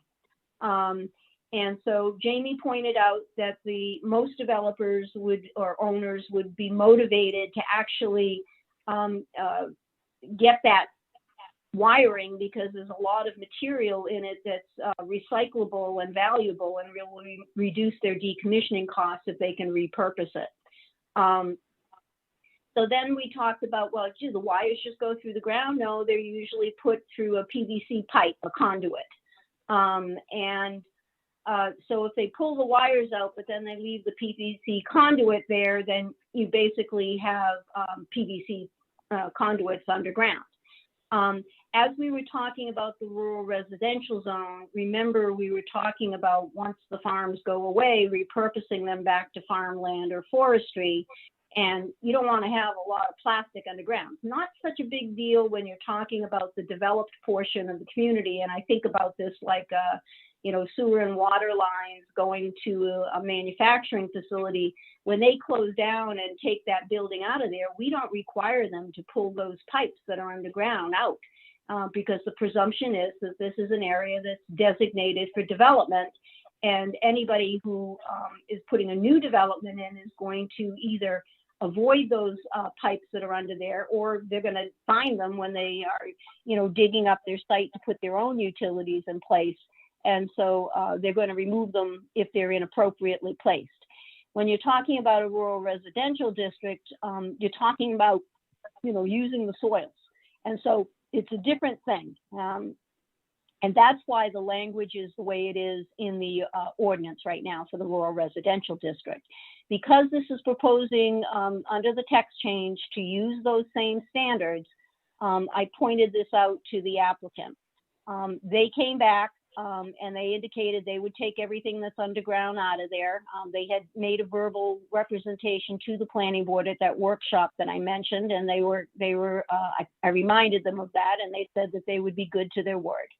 The pieces that are left that are somewhat problematic in the way that the decommissioning plan is written right now is it proposes to leave the access road in place. It also proposes to leave the meadow in place rather than to replace the ground cover, if you will, with trees, which were taken out to accommodate the arrays. Both of those things will add some funds and some costs to the decommissioning, but I did point this out that they in fact have to convince you that leaving the access road in place and not requiring them to do any tree plantings meets the standard. My recommendation is that it does not, but that's entirely up to you to interpret that in your own way. I will point out that we had a little bit of this conversation around the Gilead Solar project a couple of meetings ago. And the proposal was to leave the private way and the access roads that came off that private way in place. And what the board did with that is they said, yep, you can leave the private way in. That was a specific piece of an application that you reviewed and approved as a minor site, a portion of a site plan, that creating a private way, which provided frontage to develop the property. But you did not allow them to keep the access roads that came off that private way in place. I think that consistent with that decision, you would require the access road to be removed. You probably want to give them the opportunity to leave the access point in place because, you know, it's probably, you've already disturbed the site to provide that access, and you probably don't, that's an access out into the public right of way, if you will. And so it may make sense not to require them to rip that portion of it out. Maybe it's the paved portion that goes in there. But as you start extending further into the site, and Stephen, maybe you can pull your site plan up a little bit so they can actually see the access road. Yeah, I think that might help. So you can see it goes in a fair way, and then it crosses over, and then it has another sort of little square area around the top of where the screen is right now. So that's something I was encouraging you guys to talk about. And then if you agree that there should be some tree plantings, then I think you should be clear about what it is you're looking at. I don't have enough of a background myself to suggest a standard there. And quite honestly, we usually expect the applicant to provide a standard, provide a proposal, and then we respond as to whether it's adequate. I would suggest that we probably want to talk with, they want to talk with people who do reforestation to figure out what would be appropriate. Now, you don't go in there and plant 12-foot trees, a reasonably small caliper. What we have found oftentimes in reforestation types of things, of activities, that actually picking smaller caliper plants and spacing them appropriately, and picking species that are potentially fast growing, and again, complementary to the type of vegetation that you see out there now, that you can actually plant smaller caliper trees, and within a relatively, I'm going to use a very loose term here, a relatively short period of time as tree lights go, you could see some significant reforestation going on. There's a really nice description of what's on the site right now in terms of vegetation amongst the various materials, and I think that kind of sets the stage for what might be appropriate. Normally we would ask them to provide a landscape plan so that we would know, that we would all know what we're expecting at the end of the period of time as they're going into decommissioning. That would also be part of what would have to be factored into the cost, the detailed cost estimates. that's pretty much what I had to say to sort of start the conversation. And I think it's up to you to figure out where you want to go with this. Okay. Anybody want to start the conversation going? I can just, before the rest of the planning board members speak, I can just say that after the site plan review committee, we discussed, potential modifications to the decommissioning plan. And we did think we could agree to removing the access road. Well, making that commitment, I guess, at the meeting here tonight. We do have challenges with how to revegetate or what's appropriate revegetating the site.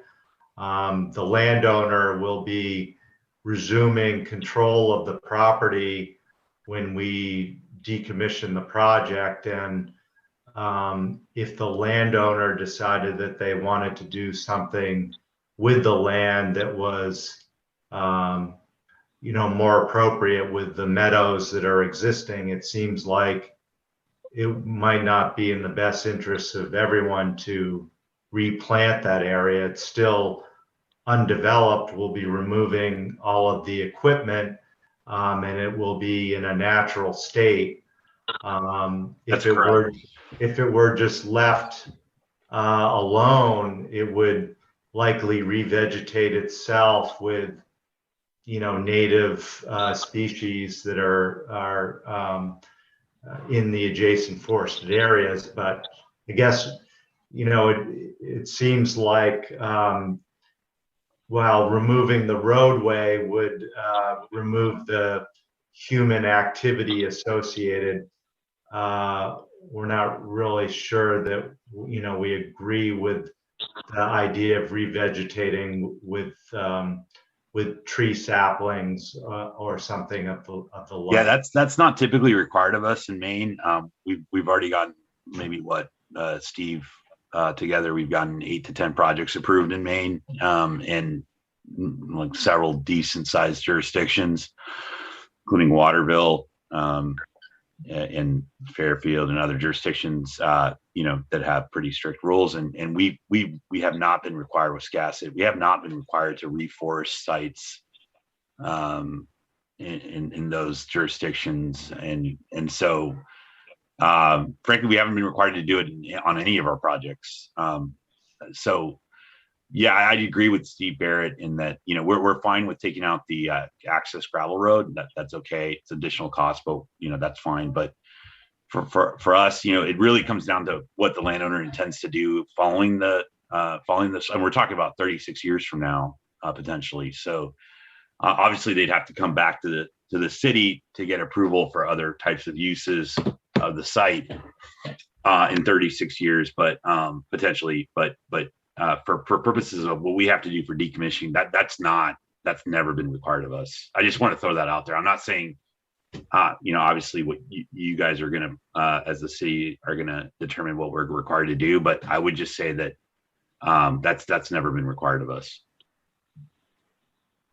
Okay, any comments from the planning board?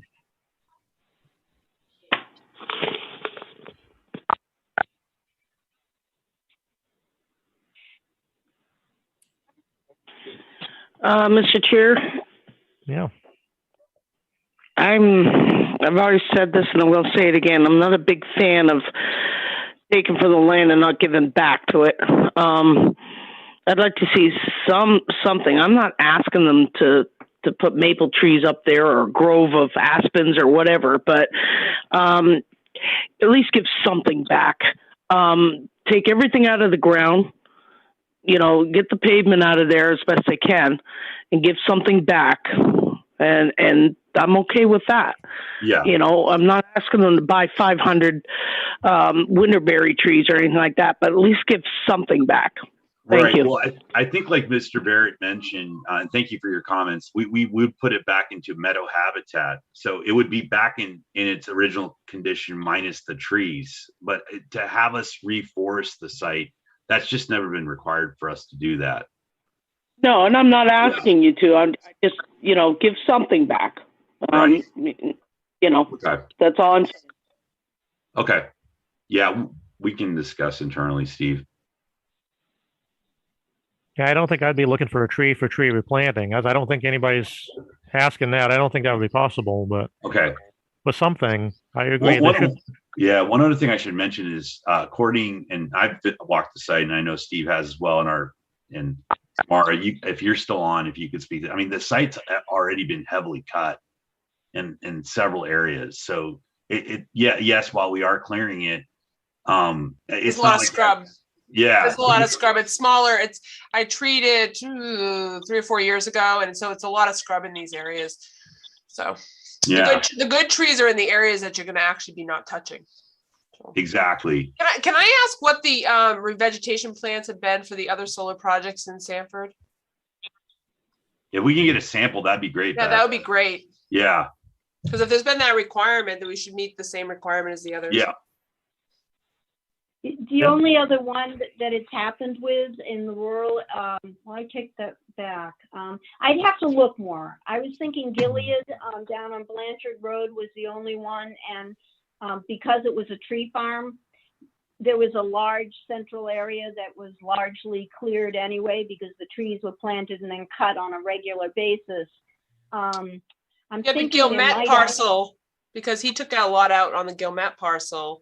And then you had the, I'm thinking of you must have some requirements. I don't know what the main Turnpike Authority's land looks like, but if that's treed in there, there's going to be some sort of revegetation for that one.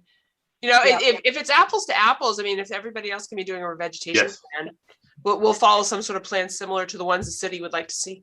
Absolutely. Right. Absolutely. I think that I would need to go, remember, we're talking about just the ones in the RR zone. So if they were an RMU, which I think the CGA parcel and the MTA parcel are an RMU, I'm going to need to check that. You'd think I'd remember it after last night's discussion at the council meeting, but my brains are a little shut off at this point. I think there might be one out on the southern portion of Route 4. Excuse me, not the southern portion, the western portion of Route 4. So I can certainly go back and check that. I think essentially CGA was essentially a garbage pile. Yeah. Well, we did clear 3.5 acres of trees. And that had to be done basically so we could get the solid waste off the site because it had grown up into the solid waste. So I'm saying a lot of the best trees are being left in place. On this new property. Chair, yeah, go ahead. I'm thinking about the other side of this. Okay, so I'm 50 some odd years old. Add 26, 36 years. Okay, I'm going to be 90 something. All right. I would assume that the owner of the property is going to be around the same age. But has the company ever done a decommissioning plan as of to date? This goes two ways in my view. We're asking them to do something, and which is minimal, but at least it's something. And have they done a decommissioning plan to any of their projects? We have removed systems through our O&M group for clients. So yes, but as far as a decommissioning, where like for a solar farm, not yet, because most of our systems have been up for about at most maybe 10 plus years, maybe up to 12 years.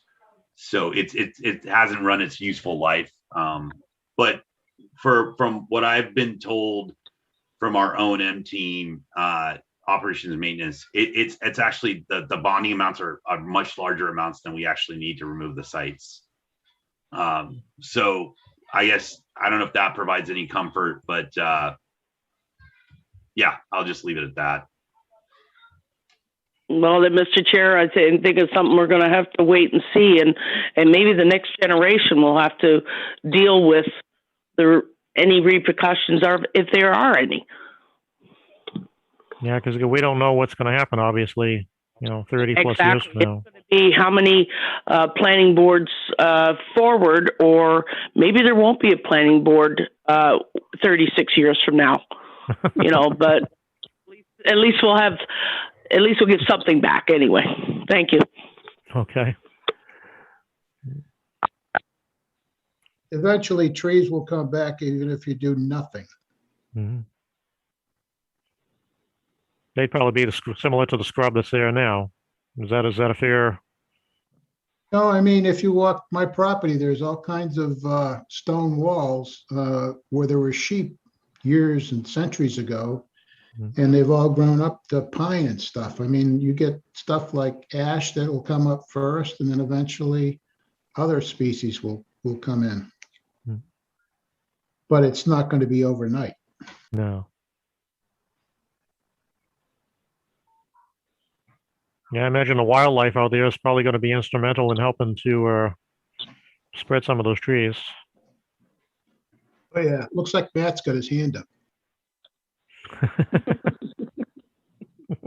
I do, yes. I feel like I could add a little bit of something to this part of the conversation here. From a purely engineering standpoint, the only thing I can speak, all other things aside, the only thing I can speak on is drainage.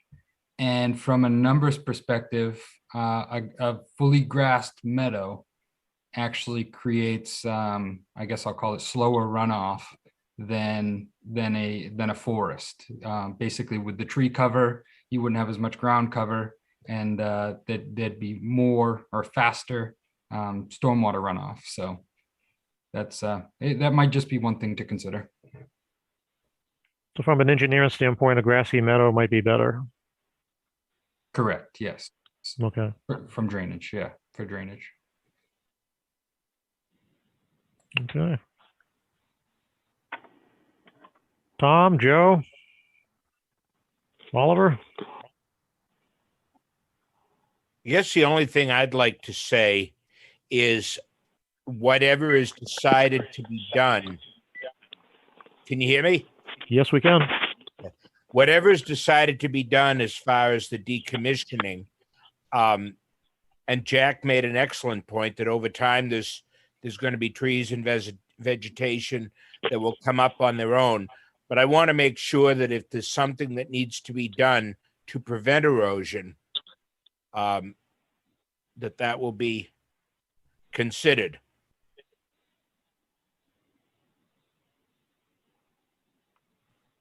So maybe some adequate funding set aside for any erosion control projects if needed?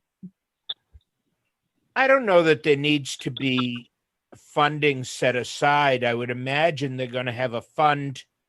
The project will carry a fund itself for decommissioning. And I'm not looking for anything fancy. I'm looking for something as simple as some type of grass or straw or hay. Okay. So, yeah. And what I'll mention, sir, is that we do have like Steve mentioned, the vegetative grass growing that's going to help with the erosion control as well. In existing as it is, and that won't be removed. We're just removing the posts, the modules, and the cables and wires, and all the stuff that Beth mentioned along now with the access road and all the equipment. So, but we're open to suggestions for sure on that. Okay. Thank you. Thank you. Tom, any comments on that? No, I mean, as Jack says, it's going to grow up. When you stop using the land, driving the land, mowing it, it's going to grow up, and trees will be there. Okay. Crystal, Oliver? Vegetation, I'm good with it. So you're okay with leaving it in a natural state? As long as it has to promote vegetation, like like I said, the hay and stuff like that, and I'm good with it. Okay. Yeah, Crystal? I agree. Yeah, thank you. I agree with that. It'll grow in on its own naturally. So yeah. When you go to a lot of these sites, because of the native mix, you can see that the vegetation is already there.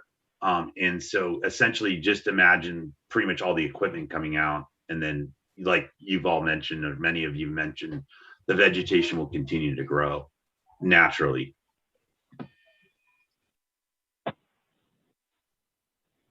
Okay, so we don't need to take any deliberate measures. I guess that's the question I should put out there. We don't need to take any deliberate measures to replant any vegetation.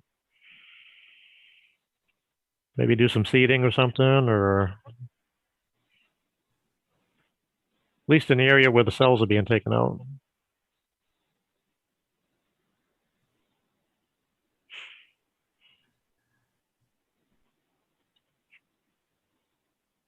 I don't know if the developer wants to tackle that, or. I'm sorry, what was the question? I guess we don't need to take any deliberate measures then to reseed the areas where you're taking out the cells. No, because it's the posts are 1 by 1. So, you know, you're not talking about a lot of space to begin with, and there's going to be growth all around it. So you're going to have the natural growth happening even where the post locations are. Okay.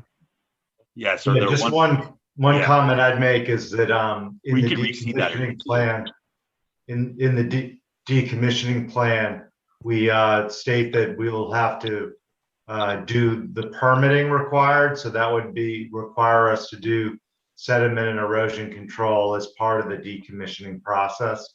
So we'll be, you know, forced to or required to comply with the current laws, making sure that that decommissioning activity doesn't result in sediment and erosion.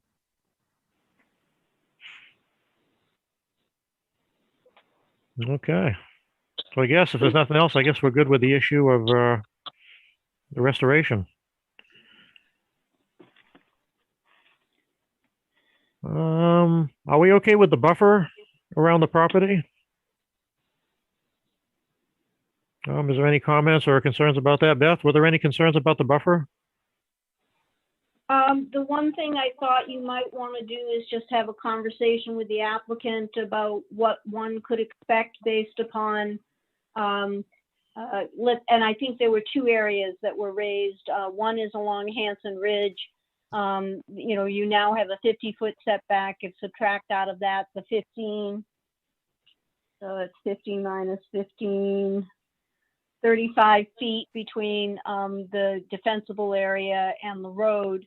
And they're indicating that they're going to preserve existing vegetation there. And I did suggest to them that they may want to just to make a presentation to you about what you might expect to see. And then the code enforcement comments did suggest taking a look at the buffer area along the Angola and East Street areas, just to make sure that you're comfortable with that. So I guess I would just suggest, you know, some conversation with the applicant about what it might look like based upon what the conditions are. You can't really see very much on the aerial that they provided. And I know I did press this issue a little bit yesterday, encourage them to be able to speak to it tonight. So you may just want to ask them about that. Yeah, maybe we could start with the Angola Street, because I guess that would be clearly visible from Main Street. I don't know if you want to address that part of it first.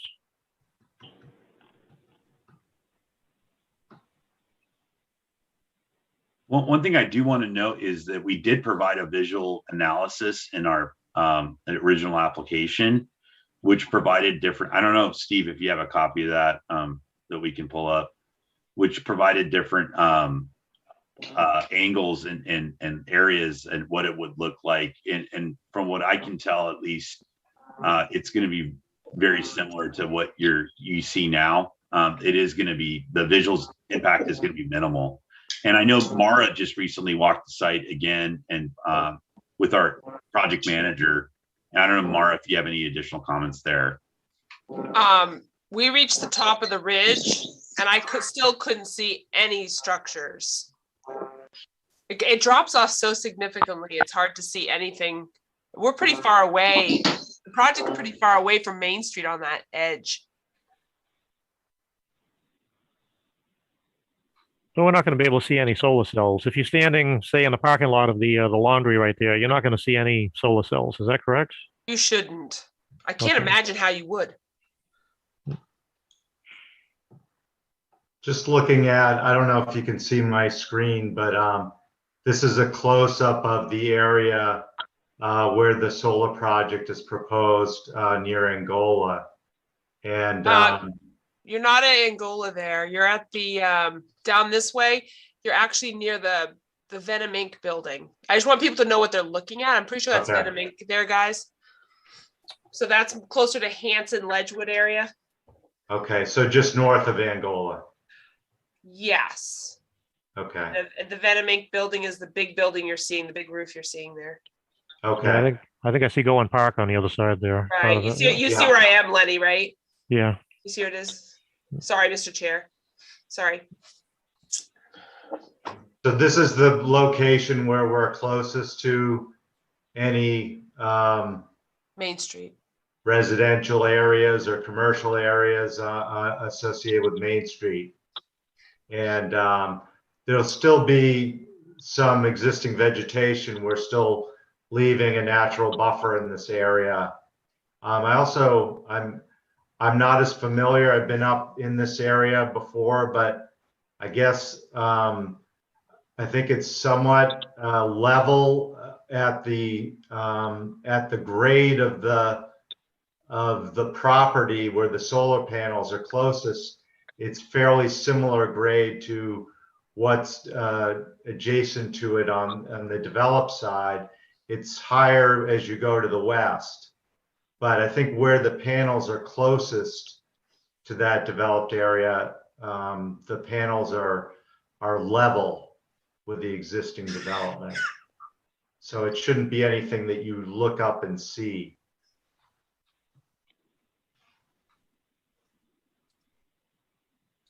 We did provide a visual analysis.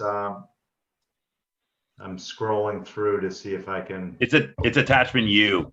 Okay. I have it. You want me to pull it? You want to post it? That's all right. I think I'm getting there. Okay. I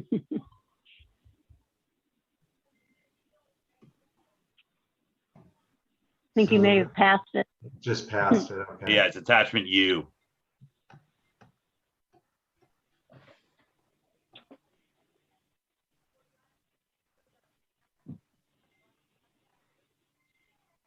There you go.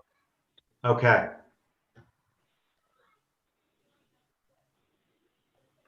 I'll zoom in.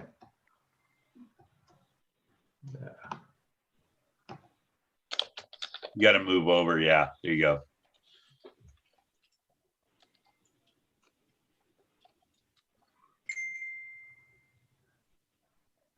So I think these views, the initial views,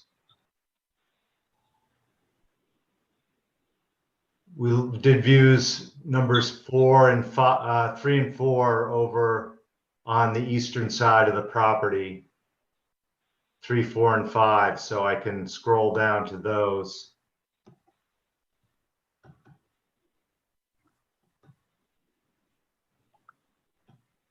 So this is what it looks like. Folks are more familiar with this area than I am, but I believe that's that Angola Street. Yeah. Yeah.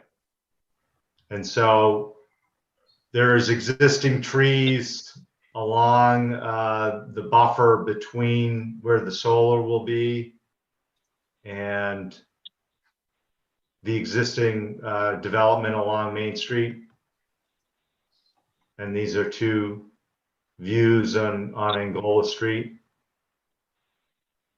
I think the one below is just to the north. So the idea is that it's thinner vegetation at that section, correct? Before the solar? Yeah, I think the concern, there may have been some concern whether or not there's enough buffer. It's just that there's plenty of vegetation that it's existing that we won't be removing, and will preserve that buffer. Absolutely. What are the height of the solar cells? 6 feet or 6 to 7 feet from grade. And the tops of those trees are probably what, 60, 70 feet? Yeah, actually on the highest point at the tip, because their modules are angled, so about maybe at its highest point 8.5 feet at the top. Yeah. Yeah. at the very highest point from grade. Mr. Chair, what happens when the leaves go down and the winter goes? We're still not going to see them, I don't think. No. No. I have no problem with this angle at all. Mhm. Is everybody else okay with the vegetation, at least from the Main Street side?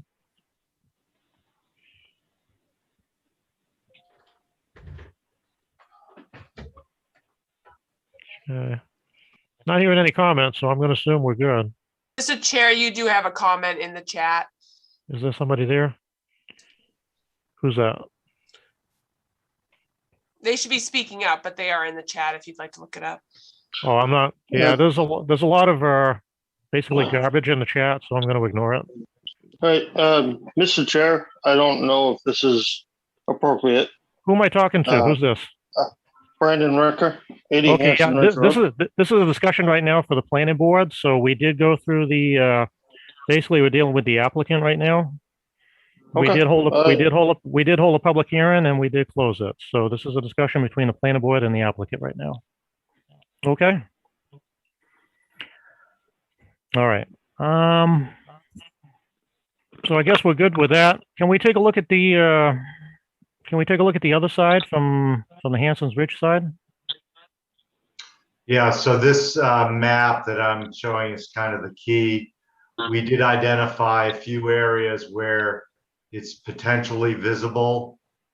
This was done before we pushed the solar panels back, but it still would be possible to see solar panels in these yellow areas, and we can show then much of Hanson Ridge Road, they would not be visible.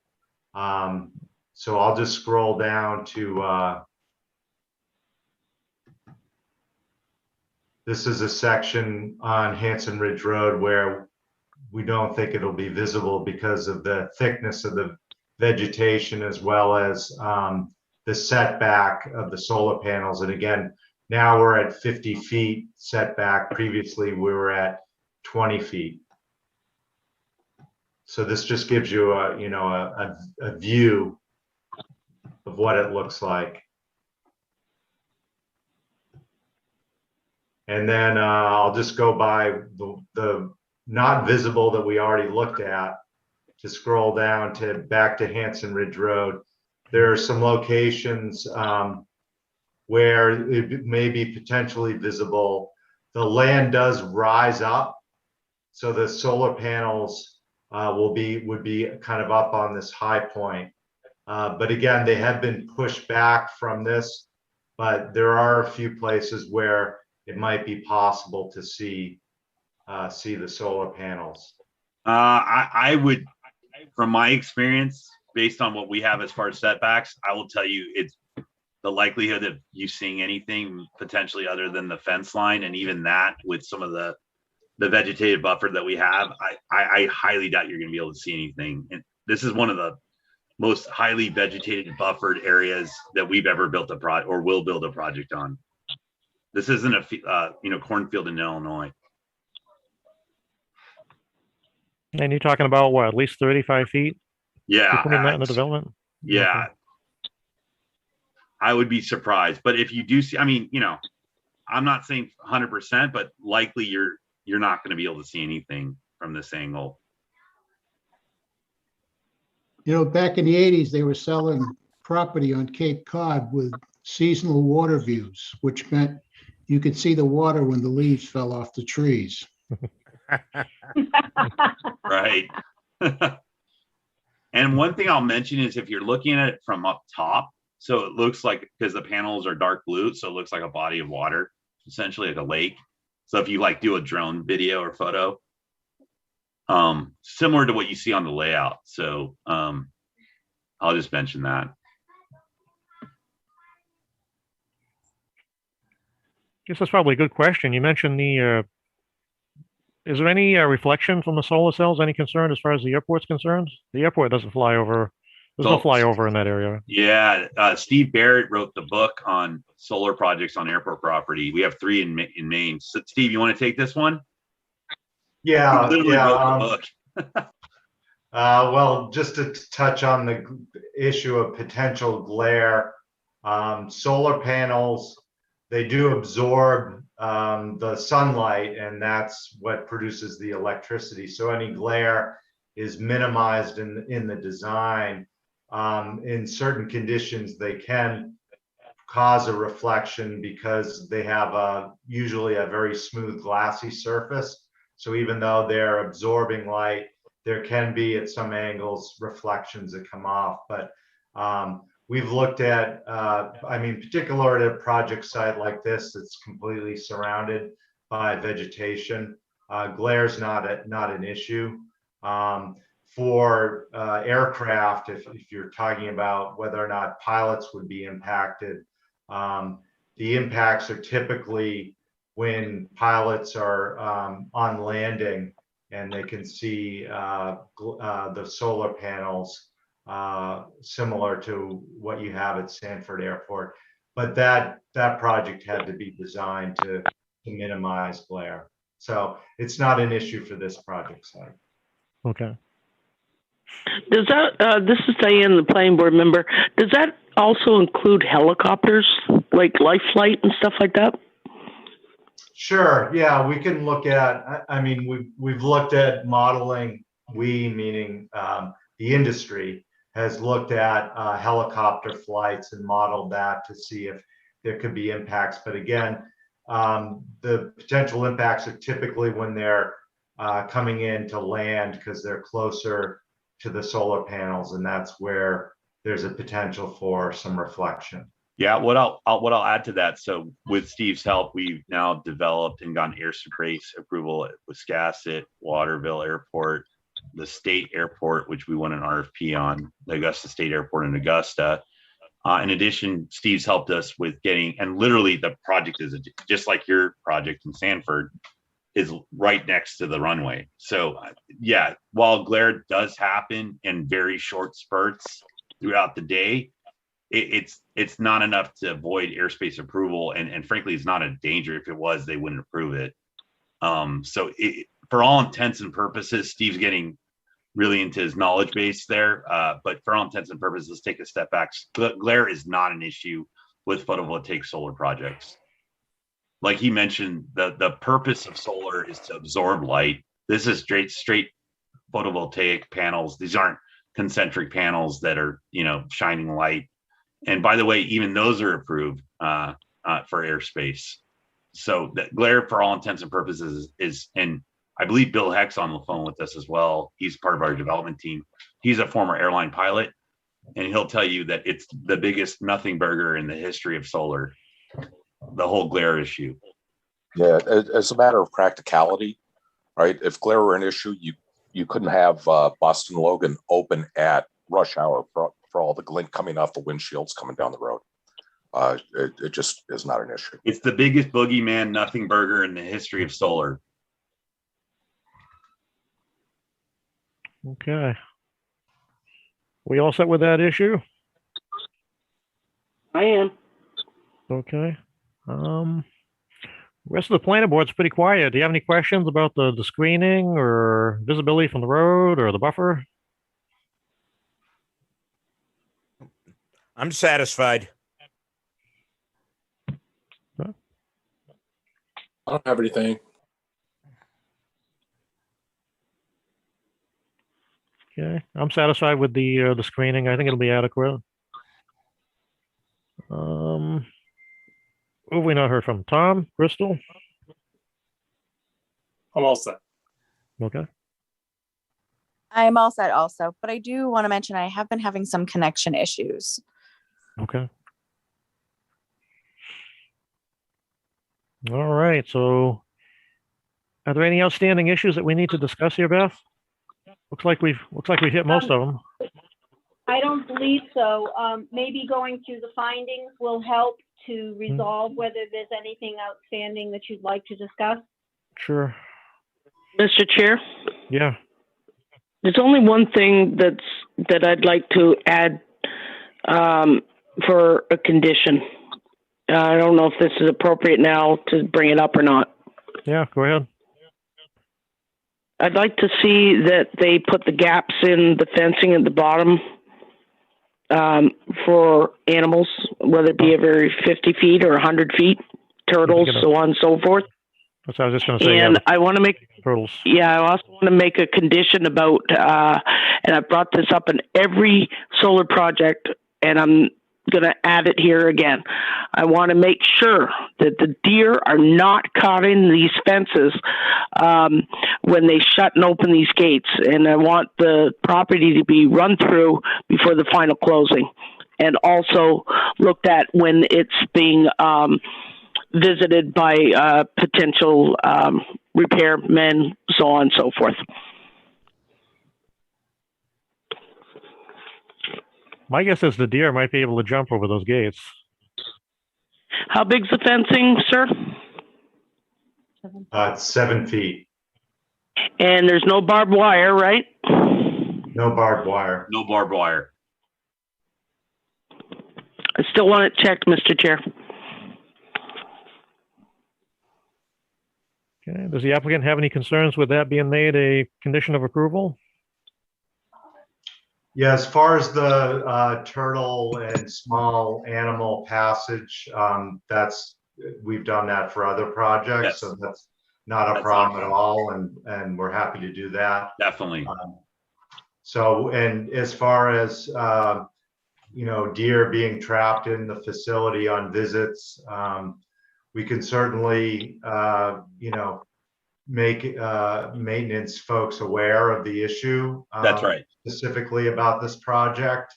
It hasn't come up on other projects, but you can be more assured that it's less likely to happen just because we only have 4 visits to the facility a year for preventative maintenance. Okay. I've told the other applicants and other projects, I am in possession of a video of what will happen to a deer, whether it's barbed wire fence, 6 foot, 8 foot. And after seeing that, and it was in a solar project because I didn't check the property, it's not a nice thing to look at. Right. So that's why I'm asking. Yeah, and frankly, for a thank you site for the like this, comment. we wouldn't even have fencing, but it's just NEC, National Electric Code, requires us to have fencing around the site. So we're just trying to build this project up to code. Yeah, no, understood, ma'am. Okay, thank you very much. Appreciate it. Diane, I have an 8-foot fence around both orchards, and we've never had a deer get in. They can probably get over a 7-foot fence, but man, that's a hell of a jump. The only thing I would say is if once they open the gates to go in and work on it, they need to close the gate behind them. Yeah. Got it.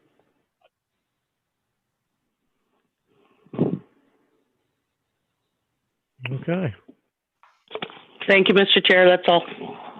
Okay. If the rest of the planning board's good, I guess we can go ahead with findings of facts. Hold on, please. I'm trying to capture the last of this if we to get it in.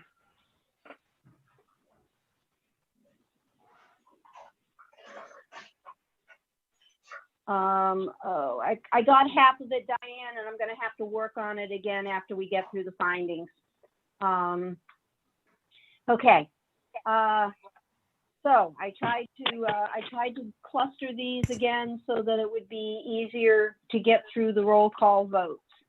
The first category includes 280-16-7.1 utilization of the site, 280-16-7.11 natural features, 280-16-7.12 groundwater protection, 280-16-7.16 shoreland relationship, 280-13-5.1.3 will not cause water pollution, sedimentation, or erosion, contaminate any water supply, or reduce the capacity of the land to hold water.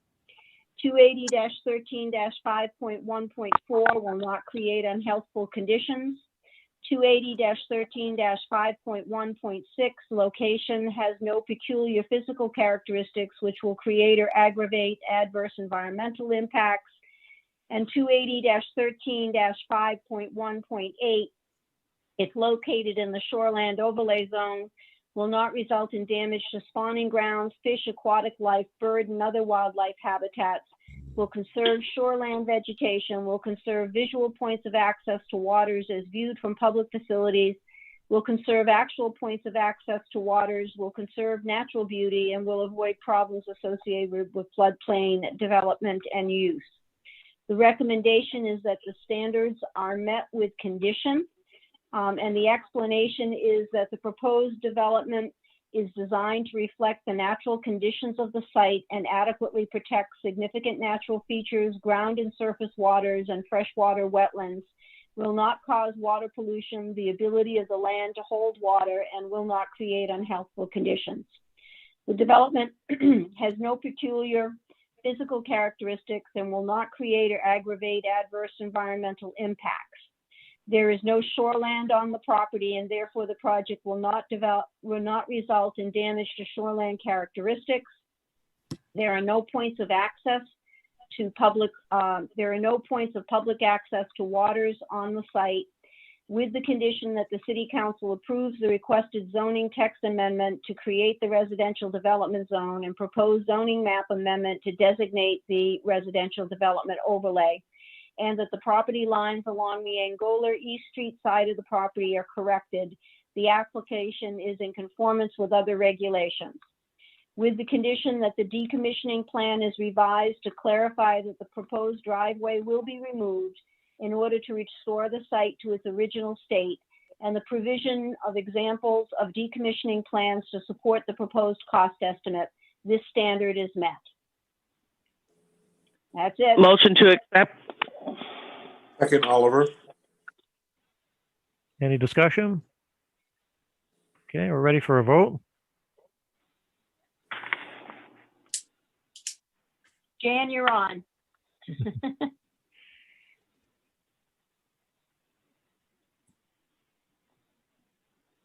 think you have to unmute yourself. Yes. Diane? Yes. Okay. Joe? Yes. Oliver, Yes. Tom, No. Crystal, No. and Mr. Chair. Yes.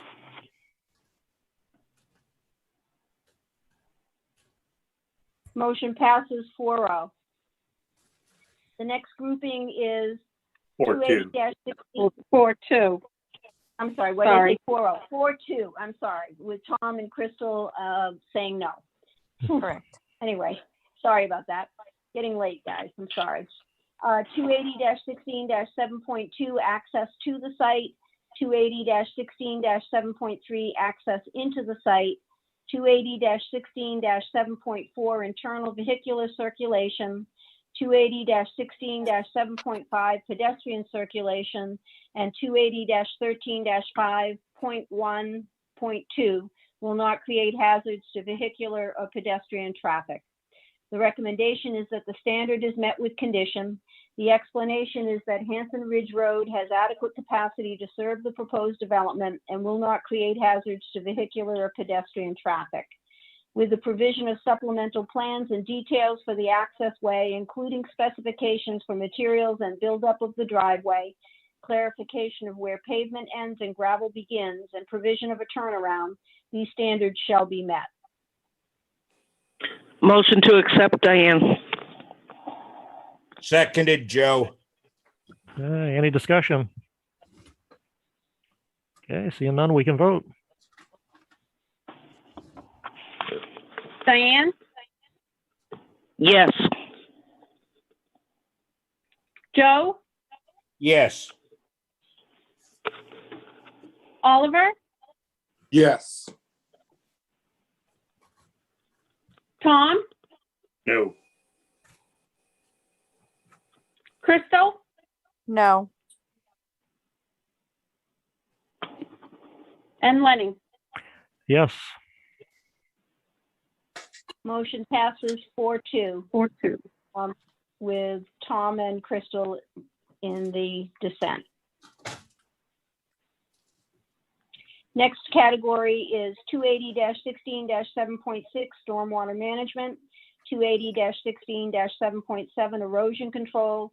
The recommendation is that the standard is met with condition. The explanation is that with the condition that existing drainage patterns shall not change with development of the site and submission of documentation of application for and receipt of DEP permits, the plan adequately addresses stormwater and erosion control standards. Motion to accept, Joe. This is Lenny. I'll second. Any discussion? Okay, and we can vote. Diane, Yes. Joe, Yes. Oliver, Yes. Tom, No. Crystal, No. and Lenny. Yes. Motion passes 4-2 with Tom and Crystal in dissent. The next category is 280-16-7.8 water supply, 280-16-7.9 sewage disposal, 280-16-7.10 utilities, 280-16-7.14 solid waste disposal, 280-13-5.1 will not place a burden on municipal services. The recommendation is that the standard is met with condition. The explanation is that with the condition that information about the location of underground water lines, minimization of the number of crossings of the Sanford Water District infrastructure, designation of an easement for the Sanford Water District, provision of an executed easement with book and page number where it has been recorded at the York County Registry of Deeds, and fencing to limit public access to the easement area and signage to deter public access are provided. These standards including, these standards including not placing a burden on municipal services shall be met. There's more, Director. No, hold on, don't make it yet. I'm still trying to get caught up here. I just had to do an edit. No water supply or sanitary waste will be generated by this development, and details about electrical connections on Main Street adequately address need for other utilities. Motion to accept, Diane. Thank you, Ty. Oliver? I think Oliver was the second. That's correct. Okay, any discussion? Okay, seeing none, Jen, we can vote. Diane, Yes. Joe, Yes. Oliver, Yes. Tom, Nope. Crystal, No. Lenny. Yes. 4-2. Yep. Motion passes 4-2 with Tom and Crystal dissenting. The next category is 280-16-7.13 exterior lighting, 280-16-7.15 landscaping, 280-16-7.18 buffering, and 280-13-5.5 will not create nuisances to neighboring property. The recommendation is that the standard is met. The explanation is that no exterior lighting is proposed, and specification of use of a native non-invasive seed mix, which is drought resistant and non-fertilizer dependent, meets the landscaping standard. Buffers and screening along Hanson Ridge Road, Angola and East Street, and other property boundaries meet minimum setbacks and adequately screen views of the project from neighboring properties and will not create a nuisance. That's it. Okay, motion to accept, Lenny. Seconded, Joe. Okay, any discussion? None, we can vote. Diane, Yes. Joe, Yes. Oliver, Yes. Tom, No. Crystal, No. and Lenny. Yes.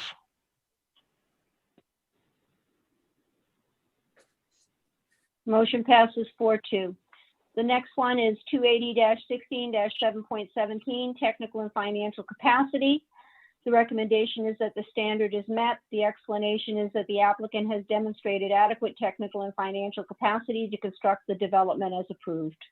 That's it. Motion to accept, Diane. Second, Oliver. Joe. Okay, any discussion? And we're ready for a vote. Diane, Yes. Joe, Yes. Oliver, Yes.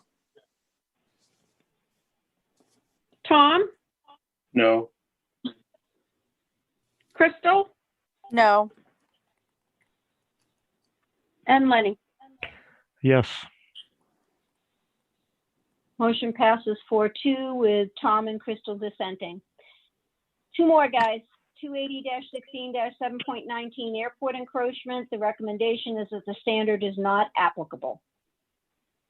Motion to accept, Diane. Second, Oliver. Any discussion? And we can vote. Diane, Yes. Joe, Yes. Oliver, Yes. Tom, Yes. Crystal, Yes. and Motion. Lenny. Yes. Sorry. Motion passes 6-0. The last one is 280-13-5.7. Has no characteristics that are atypical of the general category of use. The recommendation is that the standard is met. The explanation is that the application does not have characteristics that are atypical of utility solar generating facilities. Motion to accept, Diane. Second, Oliver. Any discussion? And we can vote. Diane, Yes. Joe, Yes. Oliver, Yes. Tom, No. Crystal, No. and Lenny. Yes. Motion passes 4-0 with Tom and Crystal dissenting. 4-2, sorry. Blah. Tom and Crystal dissenting. All right. Are you ready to hear the draft motion, Mr. Chair? Sure. All right, let me see if I can get it in front of me. Now, I haven't got one of Diane's pieces in here yet, and I'll do my best to try to fit it in as we go through. I may have to get through it and then go back and add it. So here is the draft motion. The planning board accepts the information in the October 1st, 2021 and August 27, 2021 summary reports and October 5th, 2021 site plan review committee recommendation, grants the requested waivers except for 280-16-6.7.2.4.3.5, and finds that the proposed major site plan and conditional use applications for file number L25-33 to construct a 4.95 megawatt AC 7.36 7 DC utility solar project have satisfied the requirements of Article 13 and 16 of the zoning ordinance, subject to the submission of information and conditions raised in the review, which are part of the following conditions of approval. 1, by October 27th to 2021, unless other arrangements are made with the planning director, provide 5 copies of revised large format plans to the planning department that A, corrects property lines shown along the Angola East Street side of the property, B, provides a turnaround for the access road to the satisfaction of the fire marshal and assistant city engineer, C, provides specifications for materials and buildup of the access road and clarifies where the pavement ends, gravel begins to the satisfaction of the assistant city engineer. D, provides detailed specifications for topography, grading, and buildup of the access road to the satisfaction of the assistant city engineer and fire marshal. E, provides information on the location of underground water lines, minimizing the number of crossings of Sanford Water District infrastructure, and location of a gate and lock, as well as signage to discourage use by unauthorized people to the satisfaction of the Sanford Water District and the planning director. F, limits access to the area of the Sanford Water District easement to the satisfaction of the Sanford Water District. G, provides examples of decommissioning plans to, to support the proposed amount of decommissioning costs to the satisfaction of the assistant city engineer. H, to refine fencing to elevate it above the ground to allow small animals to get in under the fence. Hold on a moment, please. 2, to provide 3 copies of the approved site plan with a meets and bounds description of the Sanford Water District easement and an executed easement document with book and page number where it has been recorded at the York County Registry of Deeds, which is acceptable to the Sanford Water District prior to obtaining a building permit for construction. 3, to revise the decommissioning plan to address removal of the access road. Hold on, please.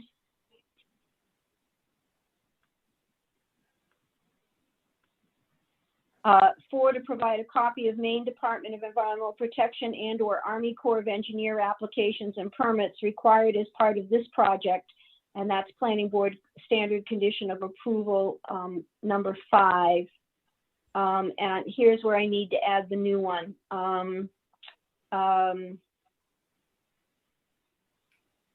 Provide, let me try this, and it may have to be edited.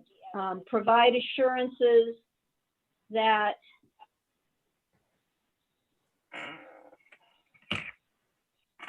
operators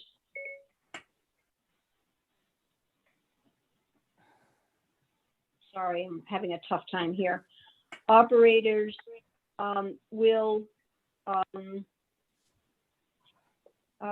ensure that no deer are caught inside the fencing before it is closed,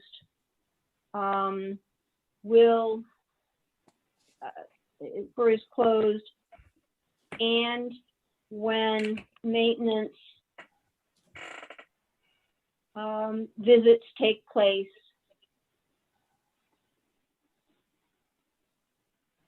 and will close the fence immediately, or shall we say shortly after, or shall we say close after entering the site, entering the fenced-in site. Does that cover it, Diane? Yes, it does, ma'am. Okay, so that's a new one I'm adding in here. Give me just a moment, and then there's one more condition. 2 more. City Council's adoption of the revised proposed zoning text and map amendments that allow utility scale solar on the properties.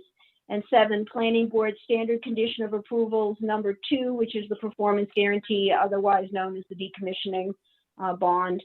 3, the AutoCAD. 5, the outside agencies. In this case, we're talking about MDEP. I don't believe there's an Army Corps requirement, but I've got that in there. 6, inspection escrow. 7, the pre-construction meeting. and 8, the landscaping performance guarantee, and 9, which is changes to the plan. Motion to accept, Diane. Seconded, Joe. Okay, any discussion? Okay, Beth, I believe if there are any votes negative, I believe they do require an explanation as to why. Is that correct? I believe that's a practice. Yeah, I think that's fine to go on record. Yep. Okay. All right, I'm going to call for a vote. Diane, Yes. Joe, Yes. Oliver, Yes. Tom, No. And the reason for voting no. I still don't believe that this is in alignment with a comprehensive plan. And so I don't approve of any of it. Okay. Crystal, No, And a reason for voting no. I agree with Tom. I don't believe this is in alignment with the comprehensive plan. Okay. and Lenny. Yes. Okay, so the motion passes 4-2. Did we get Oliver in there? I Oh, think, I'm sorry. did we miss already Oliver? did. Oh, you did. You got me. Okay. I wrote him down. So we got 4-2 on that? Yes. Yeah. Okay. Okay. That's it, guys. Yeah, the hard work's in front of you now. Yeah, thank you very much. It's been a long road and journey. I want to thank Beth and Chairman Lenny and all the other planning board members. It's been a year and a half, and we're excited about the prospects. We know we have a lot more work to do, and obviously the city council approvals. So we appreciate everything. And when it's all said and done, if we get the approval, this is going to be a great project for the community. So we appreciate your time and efforts. Okay. Well, we wish you the best of luck. Thank you. Thank you and have a good night. You too. Thank you. Thank you. Okay, Beth, do we have anything for a planning director's report? For those of you who weren't here before the meeting started, I just want to introduce Jan Babcock.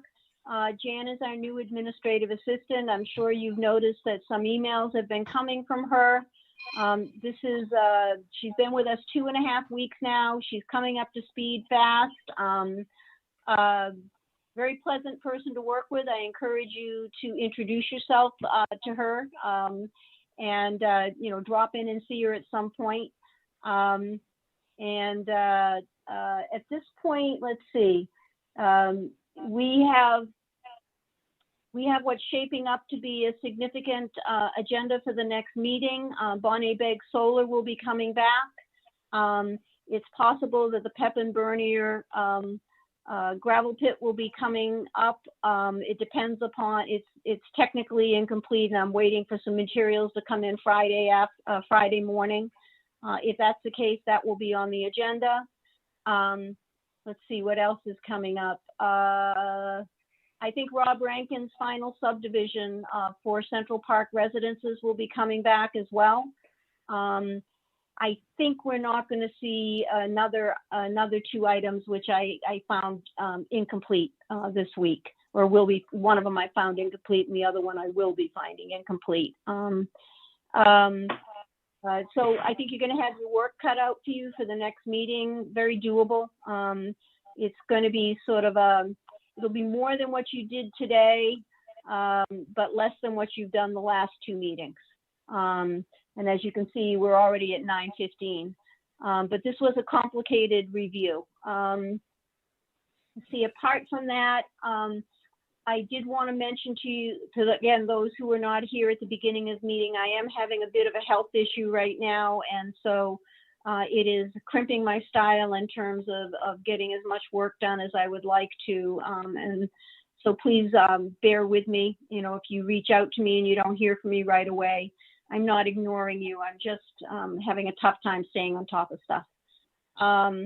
And then the only other thing I wanted to talk with you about, and I'm trying to create a nice little photo montage of this, but if you've been driving down New Dam Road and you're familiar with the CGA site, we are making incredible progress on cleaning up that site. It is a brownfield site. I guess it was back in the, somewhere, I think in the 70s, 80s, or early 90s, there was a circuit board recycling business on the site. They ended up going bankrupt and abandoning the site and left an enormous amount of waste in terms of these cards, these computer cards, if you will. They contained copper. They were out there exposed to the element for an extended period of time. The copper leached into the soil, and that is why it's what's called a brownfield site. There's contamination there. Before we can get onto the site to clean it up, we had to cut down about 3.5 acres of trees that were obscuring a whole bunch of solid waste that was on the site. If you watched the city council meeting last night, Steve gave a very nice presentation on this. We anticipated about between 100 and 300 tons of solid waste on the site based upon what we could see by walking the site. But because it had basically been out there for 20 to 30 years, maybe even a bit longer, the vegetation had grown up through the solid waste. Well, as the city acquired the property in the early 90s at the request of abutters who were concerned about the contamination on the site. But we didn't have enough money to clean it up.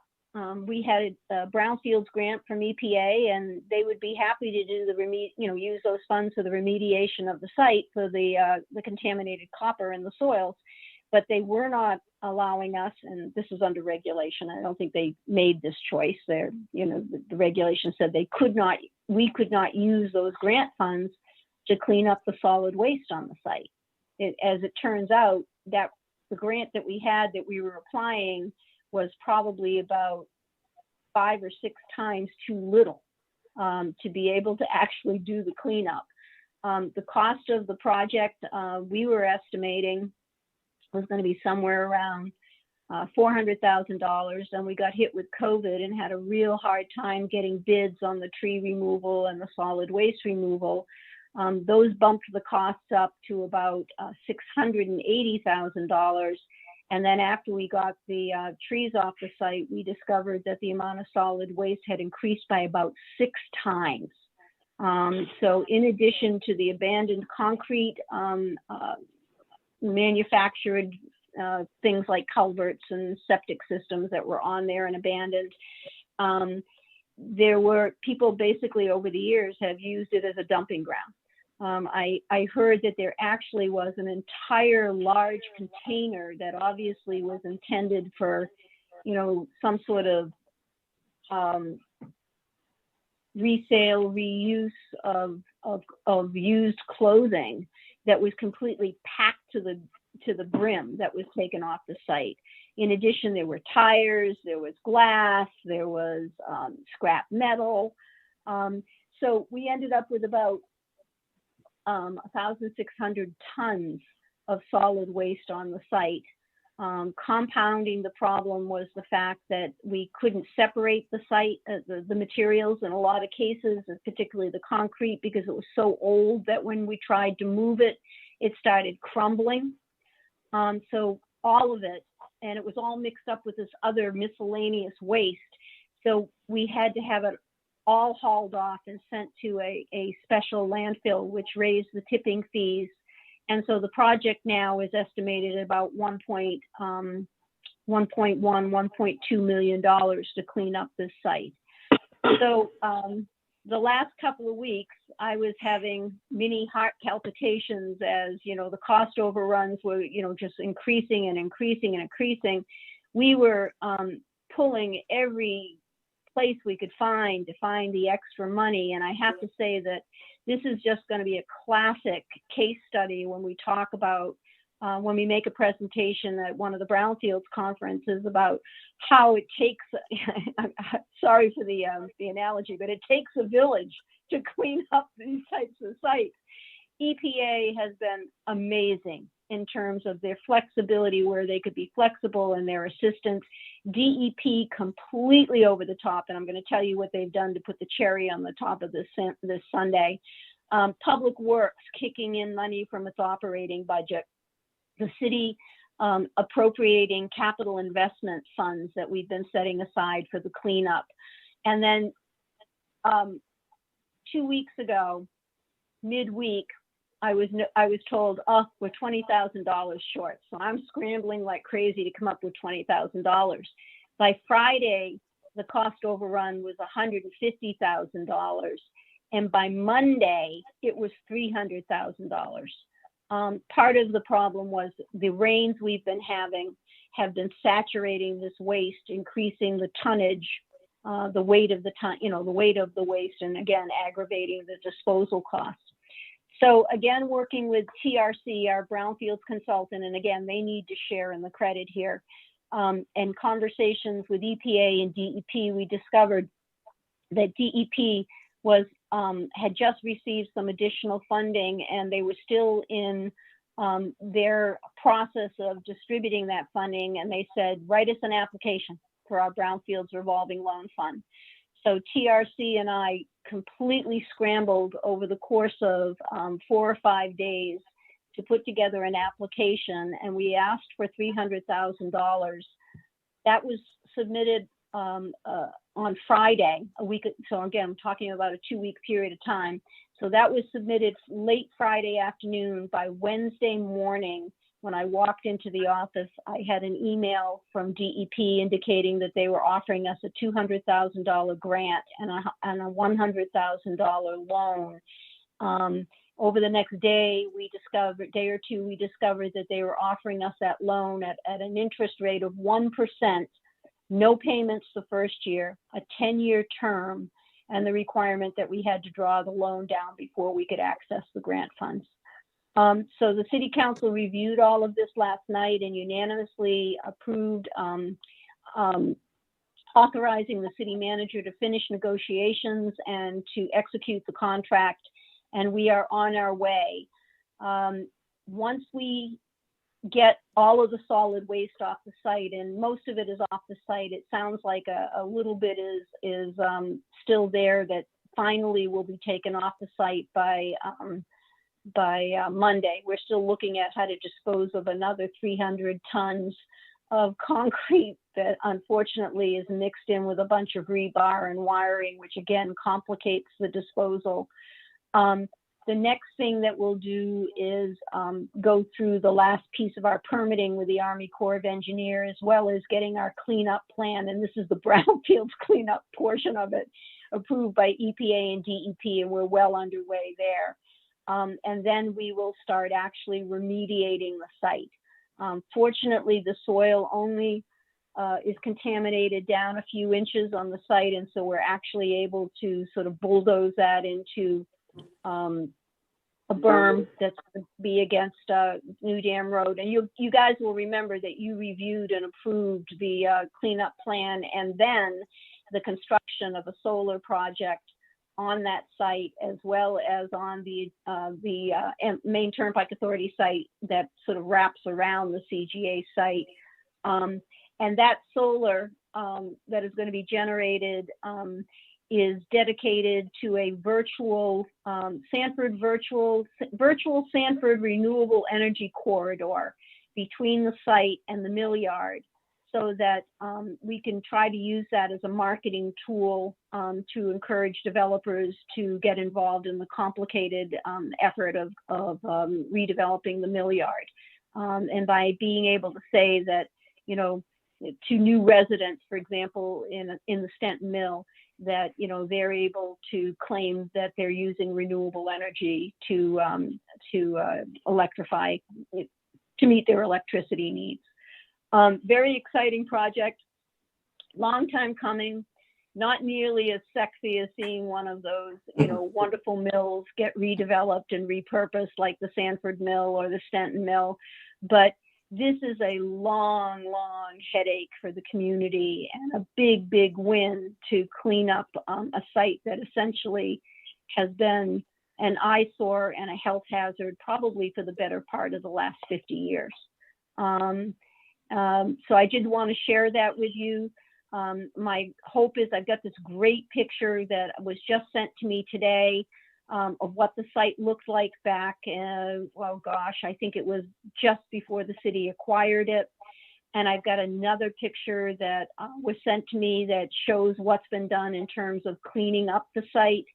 I'll take another one after the soil remediation is done, and then we'll take another one after the solar project is built. And I'm hoping to put together a nice little poster so that people can see what perseverance and commitment can result in. So that's my big win this week, guys.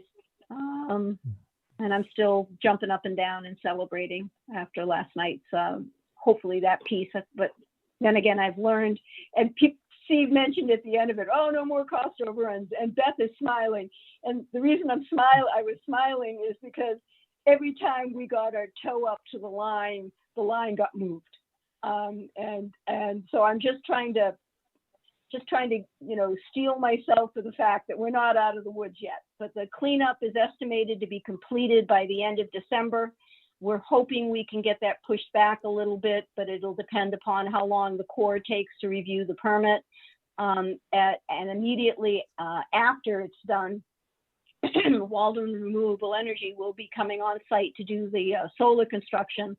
We're hoping that once we actually are on the site doing the soil remediation, we can firm up the access point so that they can actually come onto the site and then sort of jog around the CGA site and go to the back where the MTA site is and actually start their construction there. It's been a long time for these for this partner.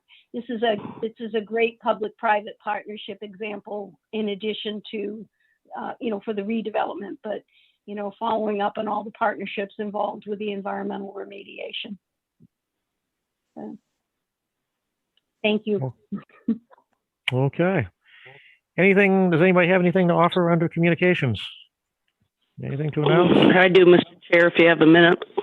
Yeah, go ahead. First of all, I just want to welcome Janice. Nice to see you, other than talking on the phone. Thank you. I'd like to thank Beth for doing the breaking the sound barrier for the CGA site. Wow. And just for everyone's sake, I will be leaving on the 21st of October, and I will not be here, Mr. Chair, for the first November meeting of the Planning Board.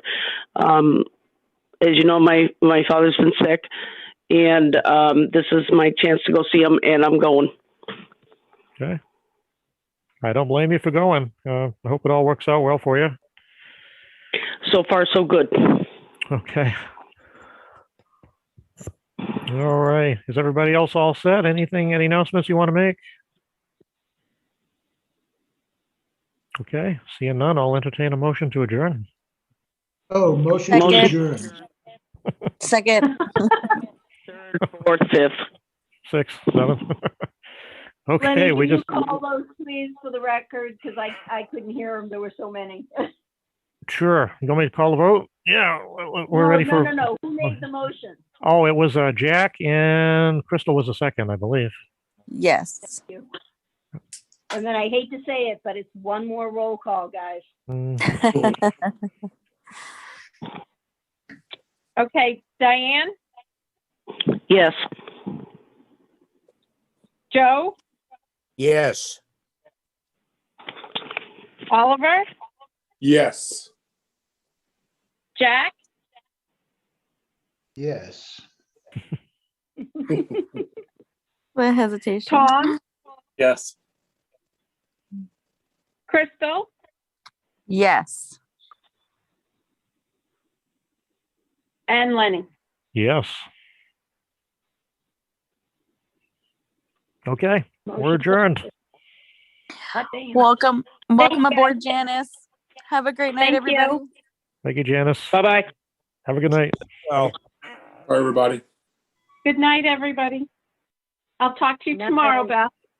Okay, thanks, Jan. Bye-bye, guys.